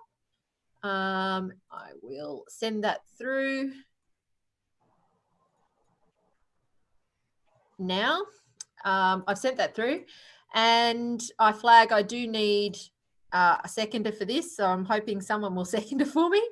And I move the following: that council reallocates $350,000 from program service 2.1.1.1 plan and design the network expense to 2.1.2.2 improve local transport networks for 1, 2 new refuge crossing points on Park Drive, Graceville to improve pedestrian safety near Graceville State School, $100,000. 2, new zebra crossing on Appel Street, Graceville to improve pedestrian safety near Graceville Station, $60,000. 3, a local area traffic management solution for Egmont Street, Sherwood, $120,000. And to service 2.1.2.3 traffic reduction initiatives. 4, design and planning for intersection upgrade, including fully controlled turning lanes at Venner Road and Ipswich Road, Annerley. Seconded. Oh, thank you. All right, I have an amendment motion that appears to be appropriate from council, moved by Councillor Johnston, seconded by Councillor Griffiths. It's been circulated at the moment. Councillor Johnston, to the amendment, please, 10 minutes. Yes, thank you. And I do thank Councillor Griffith and the Labor Party for seconding this, because I've literally just put this on the table. It is all related to my ward, and I just feel that my residents are paying rates in this city and they are not getting the service that they need. And I really think that we should be investing into the things that have been waiting on council's capital list for some time. The Egmont Street LATM is the first LATM I ever consulted on. It's at least a decade it's been sitting on council's waiting list. Haven't actually had a local traffic management solution or an LATM in my ward for the past 10 plus years. And I'm really disappointed that we're not seeing the right solutions coming forward for Tennyson Ward. There's so many things that need doing. The other one is the zebra crossing on Appel Street, Graceville. What a schmozzle that was. Whilst council and I still disagree on the design, I note that there's no money in this budget anywhere to undertake the promised consultation, promised by the council officers, promised by the Lord Mayor when this came to council a few weeks ago. Doesn't appear to be any money at a project level sitting in the budget, and perhaps Councillor McLaughlin can enlighten us. It perhaps is sitting in a schedule that is not transparent to councillors. But we need safer crossing points to public transport. It's a no-brainer to me. I mean, the state is upgrading these stations for universal access, but it's not safe to cross the council road because there is no refuge, there is no zebra crossing, and our whole objective as a city and as a council is to improve access to public and active transport. And this council has let residents down. It's a zebra crossing. I've been at this now since the station was completed. Council told me that after the station was done, we'd get the zebra crossing or a refuge. And they told me to probably be suitable for a zebra. So that was 5 years ago. And then I waited for the station upgrade, which took 2 or a bit over 2. And for the last 2, I've been pushing for council just to put a zebra crossing in so that residents can get across Appel Street to use the train station. I mean, it's so important. These are basic projects that we should be delivering. The 2 new refuge crossing points on Park Drive at Graceville, near Graceville State School. One of the 2 at the intersection of Verney Road has been on the list since Jane Prentice was the councillor, so that's 12 plus years. And the other one is from the first time Graceville State School did active school travel, which is 6 or 7 years ago. We have a school of 900 children, and they need a safe crossing point on Park Drive. There is not one now, and that is one of the 2 entrances to the school. These are basic projects that will improve safety for pedestrians in my area, that will make local streets safer, that will reduce the impact of vehicles in these streets. They are small, simple projects that will be well supported in my community and can be easily delivered by council by reallocating this $350,000. Now, the area from which I'm suggesting the funding be reallocated, essentially there's millions of dollars in this program. And this is a tiny reallocation. It doesn't affect anybody else's projects. So let me be clear. Nobody else will be impacted by this change. There will still be, where are we? $9.2 million left in this program. So what I'm asking for is a tiny reallocation of funding. $9.2 million left to deliver the rest of this program. Most importantly, however, and 18 months after Dr. Jeff Copeland has died, council has still done nothing to improve safety on Venner Road. In my view, council must fully control the intersection of Ipswich Road and Venner Road and Waterton Street. So there are turning lanes, there are traffic arrows, and pedestrians, cyclists and vehicles have safe access and safe travel options around Annerley. Venner Road is a hugely busy road. It is an accident crash hotspot. A gentleman died because that intersection is so dysfunctional, and the level of cars went back hundreds and hundreds and hundreds of meters. And in combination with a driver that did the wrong thing, an innocent pedestrian standing on the corner, on the footpath, was killed. And yet council has done nothing. I know what council wants to do, and it's a diabolical solution. This is a major east-west connection for residents who live in Annerley, Yeronga, Fairfield, Tarragindi and beyond. We don't have a lot of them because of the low rail bridges in my ward. And this is a key east-west connection that needs to be fully controlled by traffic lights, including turning lanes. We need to start doing the planning for this project, and there would be $70,000 left out of the $350 to undertake that planning work this year. I cannot sit back in good conscience and watch council fail to deliver the necessary projects that Tennyson Ward residents are calling out for. It is just extraordinary to me that this set of traffic lights at Ponsonby Street has been proposed, but again, because there's just no information about it, and I've called for the files and asked questions, I haven't cut that project because I just don't know what it's about, but I am seeking more information about that and may come back to that project in session in council later. But what we need to do now is deliver practical local solutions for pedestrians, cyclists and drivers to ensure that they can get around our neighbourhoods safely. For me, my community is active. It's on foot all the time. I have 6 schools along Oxley Road. It is a hugely busy precinct. I've got multiple schools on off Fairfield Road, off Ipswich Road. We desperately need solutions that make it safer for children to get to school, for commuters to get to public and active transport, and to deter through traffic from local side streets, and to ensure that where there are major intersections, the right engineering and design solution has been proposed to make it safe. More than anything else, Ipswich Road and Venner Road needs action by council. I don't want to see somebody else die. You know, we had 2 deaths in the past few years up at Annerley Junction as well, at the lights there. The community I represent is appalled that council is doing nothing. There are hundreds of accidents along this intersection. I get reports almost every week about what's happening at Venner Road and Ipswich Road with crashes.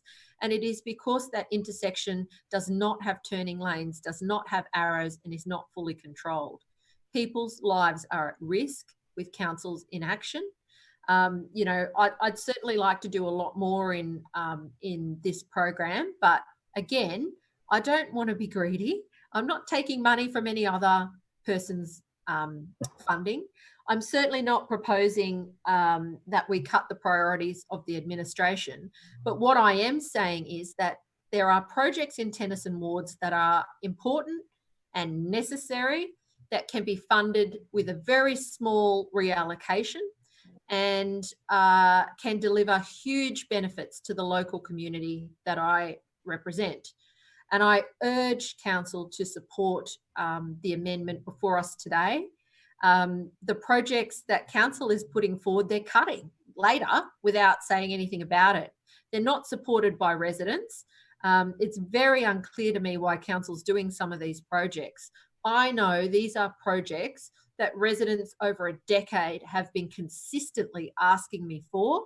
It's a small allocation of funding and it will go a long way to improve safety around local streets in Tennyson Ward, and I urge all councillors to support the amendment. Further speakers to the amendment? I see no. Councillor Shree. Just to say really quickly, I think this is a common sense amendment, and I think the administration in general could be doing a much better job of working with local councillors to identify their priorities for infrastructure spending. I've felt similarly frustrated in my own ward where projects that I don't believe are priorities and which residents don't consider to be priorities seem to get allocated funding, while the most urgently needed pedestrian safety and intersection upgrades go ignored. So I can understand where Councillor Johnston's coming from, and while I don't know the area anywhere near as well as she does, I think her concerns about pedestrian safety are entirely reasonable, and happy to support this amendment. Further speakers to the amendment? I see no further speakers. Councillor Johnston. Yes, just briefly to sum up, I thank Councillor Shree for speaking, and I agree with him completely. He's hit the nail on the head here. We are not being consulted as local councillors. The most pointless meeting I have every year is with the TNO team, who say, what are your priorities, councillor? And I give them to them, including these matters that are before us today, and they go away and they're never funded. It's a shameful process by council. It's become a joke, in my view. It reflects poorly on the council officers that they then go away and projects that they tell me are not their priorities and are not my priorities and are not residents' priorities get funded instead of the ones that should be funded. So there is something wrong with this process. There is something sick about how council is managing this process, and it needs to change. The LNP can start right now, today, and vote for this amendment. You know, there's, I don't know, whatever it is, $2.5 billion of money that this council is allocating. I'm asking for $350,000 of it to go to 4 small local road safety projects in Tennyson Ward. And just to be clear to anybody listening, they don't impact on anybody else's projects, not taking money from any other councillor. The funding comes out of a core part of council's roads program, and it certainly can be allocated for this purpose.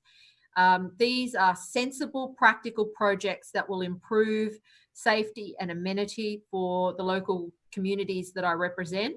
Most importantly, they will support safe travel for students heading to school and commuters heading to public transport. And it would start planning to fix a dangerous intersection where council must take action. I think one of the most interesting parts of this over the years is that the LNP just vote against motions in my area and refuse to even put their concerns or the reasons why they object on the record. This term, I've made a decision to change the way that I will be communicating with my residents. I will be reporting to them on a regular basis throughout the year. I haven't decided whether that will be quarterly or more frequently, about the motions that the LNP votes against in my ward.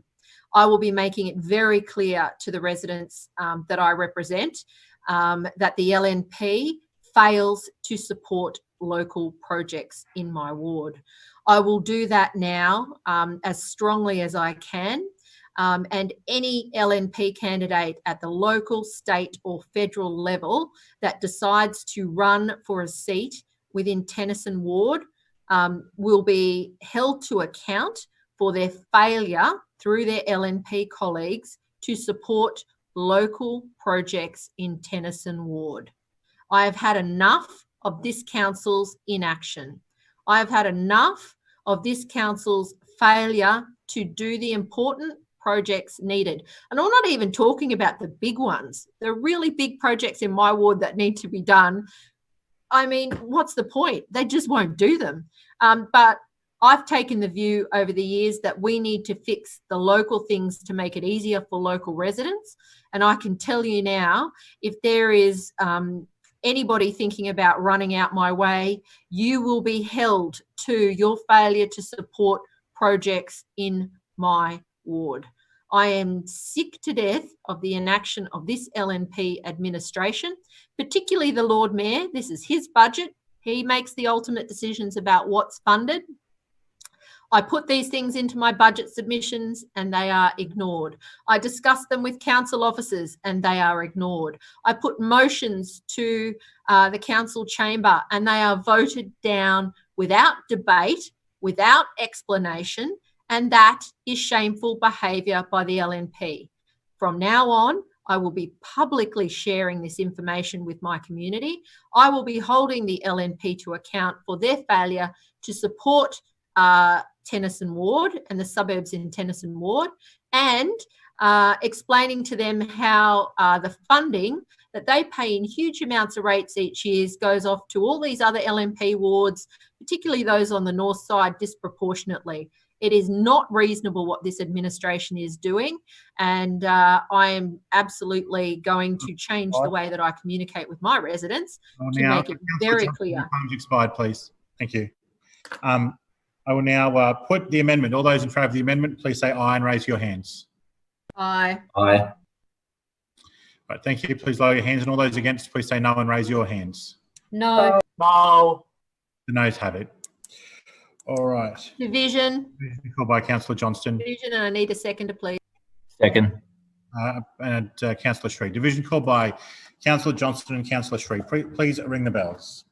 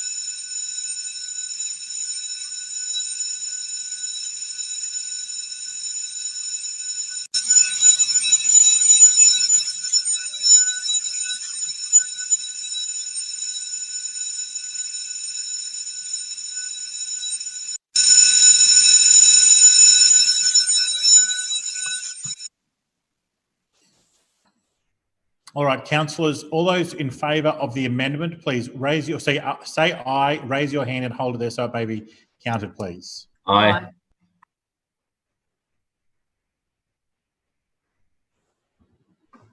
Please lower your hands. And all those against, please say no, raise your hand and hold it there so it may be counted. No.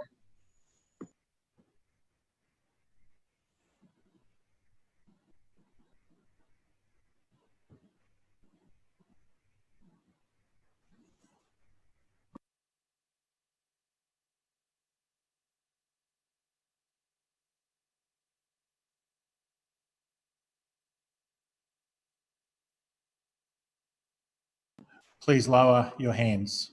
Clerks, please read the result when you're ready. Mr. Chair, the noes have it, the voting being 2 in favour, 19 against and 5 abstentions. The noes have it. We'll now return to the program debate. Are there any further speakers? Councillor Atwood. Thank you, Mr. Chair.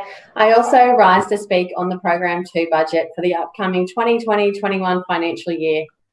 Mr. Chair, I would like to show my support for this budget, in particular its commitment to increasing safety and accessibility right around our schools. This is something I'm very passionate about, not just as a mother of 2 young children, but as a councillor for Doughboy Ward. I have a number of schools on main roads, including Carina State School on Creek Road, Tingalpa State School and Cannon Hill State School on Wynnum Road, which is a thoroughfare for commuters passing by during peak times, and the Moreton Bay Girls College, which is on Wandle Road, also a very busy road.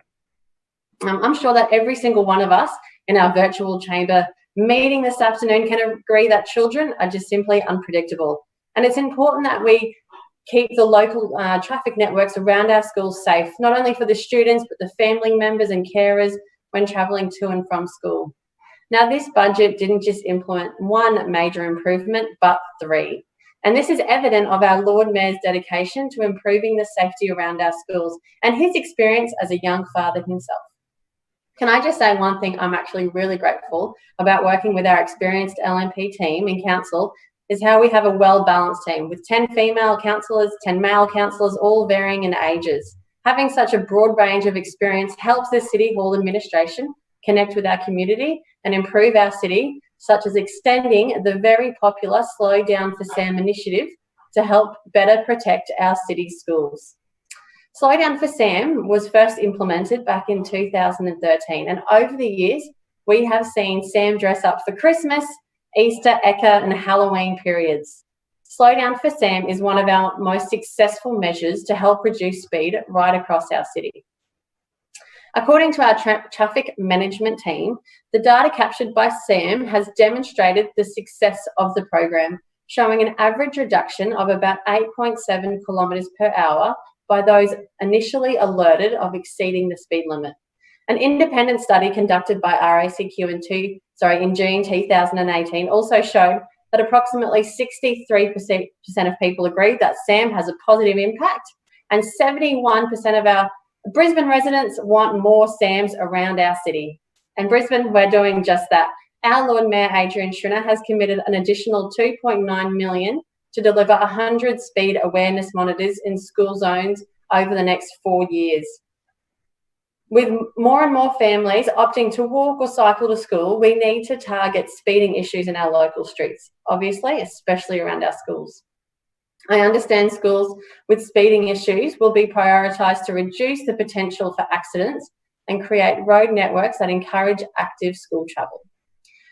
I know that SAM signs in my ward have been proven to be very effective, and I believe that this will be a fantastic way to reduce speeding around our schools. I look forward to working with our Slow Down for Sam team and advocating for sign locations in the Doughboy ward.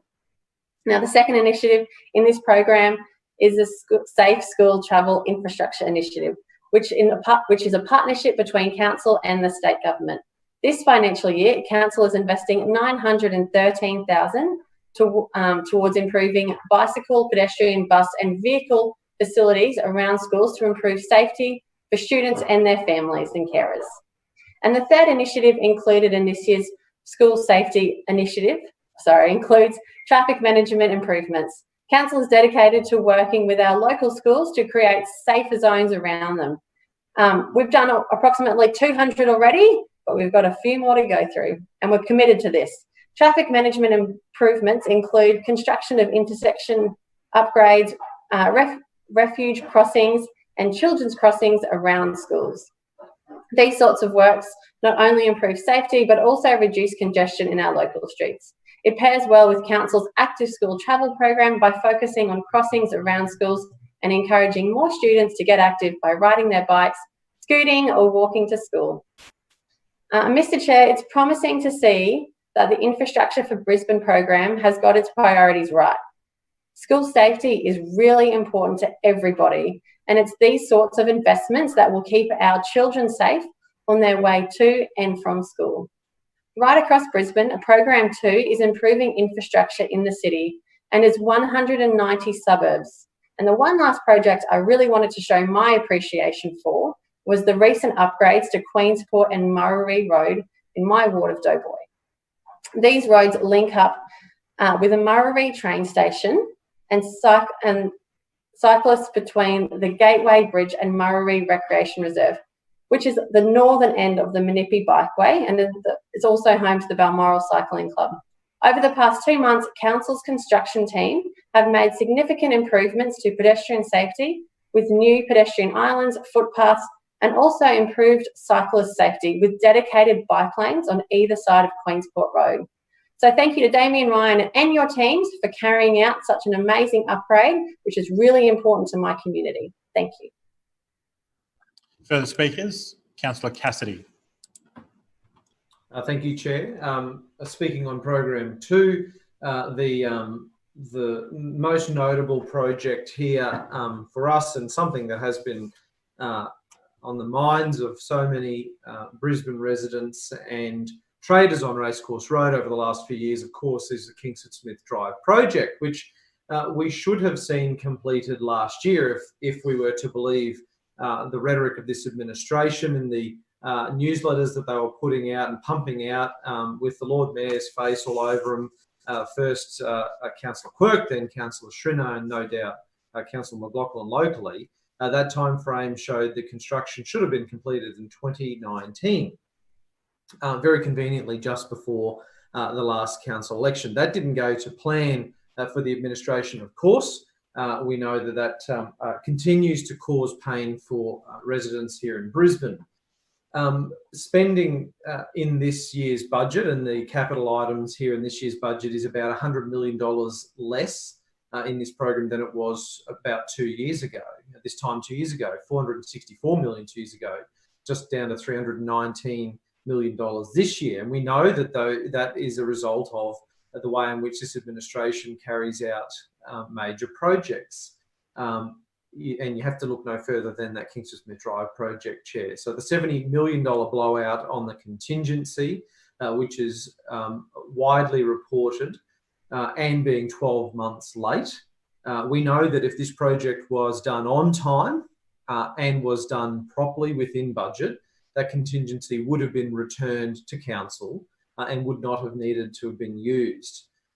We know that local businesses suffered through that, through the 4 years of construction, and those businesses, are having a double whammy now of COVID-19. They were suffering a long time before that. In a Brisbane Times article of April 2020 at Hamilton,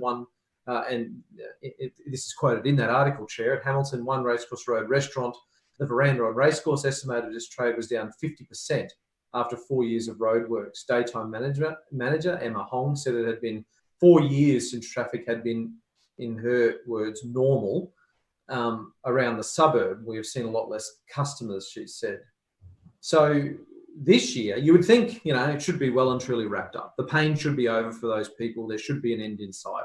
But there's another $48.5 million to be spent on the Kingsford Smith Drive project this year. It's like that song that never ends. It keeps going on and on, my friends.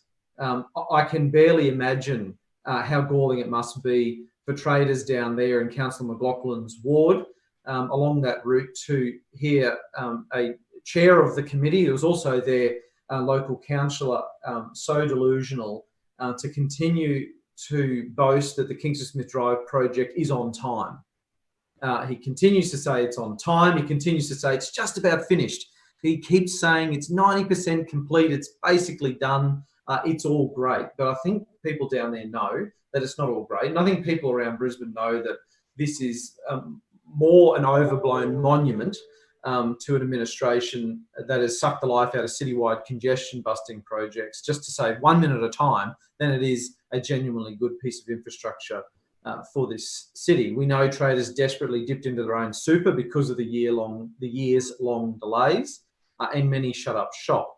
So that blowout, that $70 million blowout, which should have been returned to council as an unspent contingency if this was a project that was managed properly and competently, certainly could have fixed the 2,000 kilometres of broken footpaths many times over.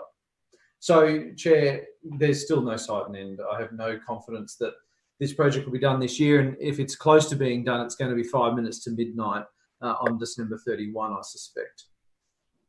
On open level crossings, Chair, we see it's not directly listed under the service item, but looking at the expenditure figures on page 34 for Beams Road, we surmise that that is Council's contribution to the Beams Road open level crossing. And I would certainly like to congratulate the State Member for Aspley, Bart Mellish, in securing the $128 million, the lion's share of that project, as announced over the weekend. It's a fantastic project that is just on the border of my ward and the Bracken Ridge ward with Councillor Landers. And I know that the State Labor government is particularly pleased with the Lord Mayor coming to the table with extra funding to make sure that this project could go ahead. And I know that the state member there has been fighting for this project for a long time. So it's fantastic to see the Lord Mayor and Councillor McLaughlin supporting this fantastic Labor project on the north side of Brisbane and stumping up that extra cash to ensure that Bart Mellish is able to deliver this project as promised. And I know that's a fantastic outcome for the local community.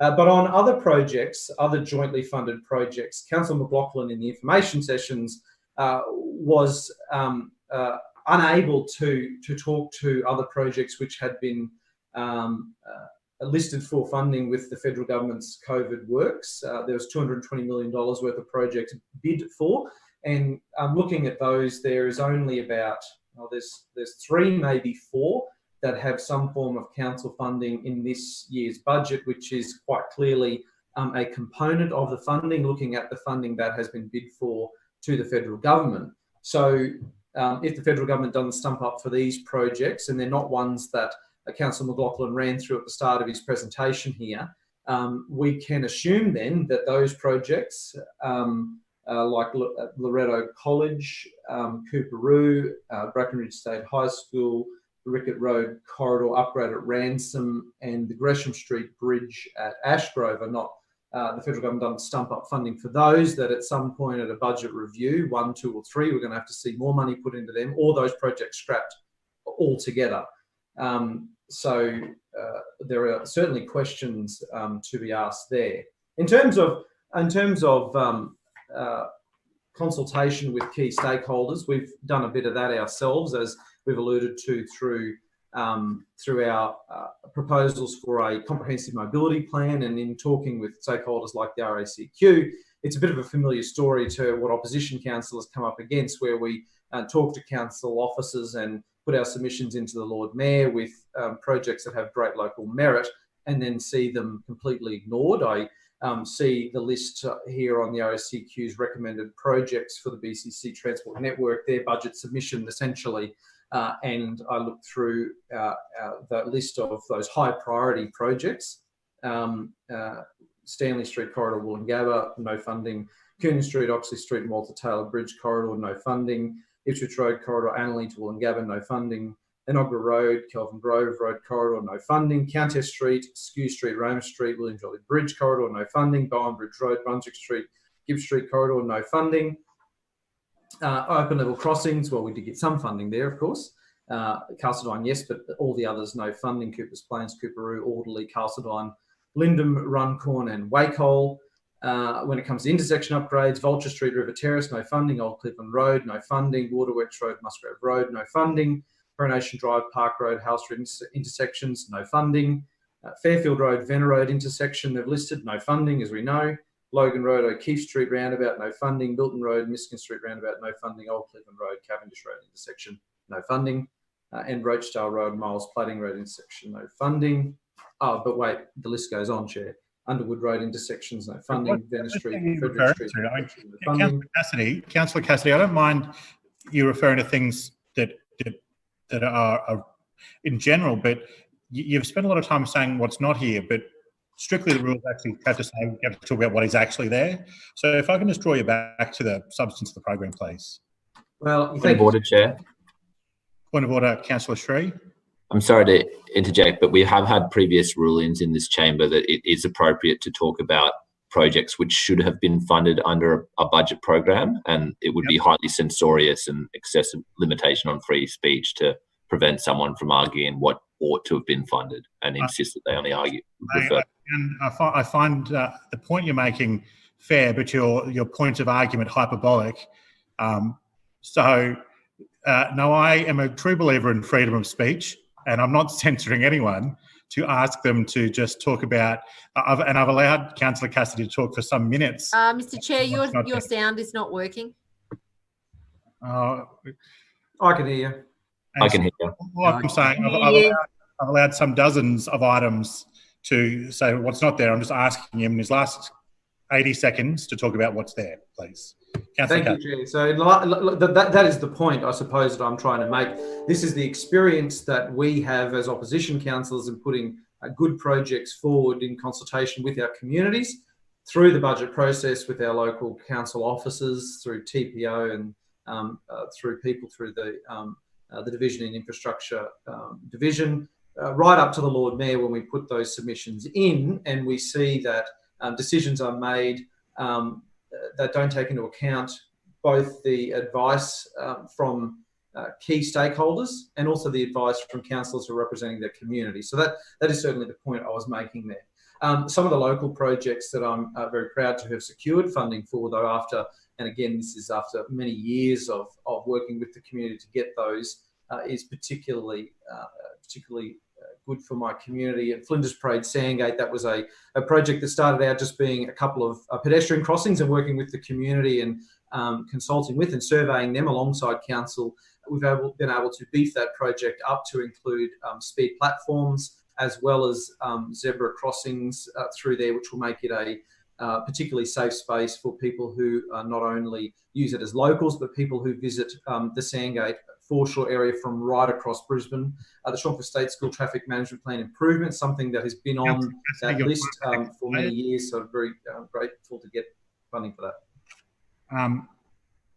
It has reached the conclusion of today's business, so may I have a resolution to adjourn till tomorrow morning, please? Mr. Chair, I move that this council meeting now stand adjourned until 9 a.m. on Thursday, 25 June 2020. It's been moved by Councillor Landers, seconded by Councillor Hutton, that the meeting stand adjourned until 9 a.m. tomorrow morning, the 25th. Should I get that date right? The 25th of June at 9 a.m. All those in favour, please say aye and raise your hand. Aye. Aye. You please lower them, and all those against, please say no and raise your hand. Thank you, everybody. We'll see you in the morning.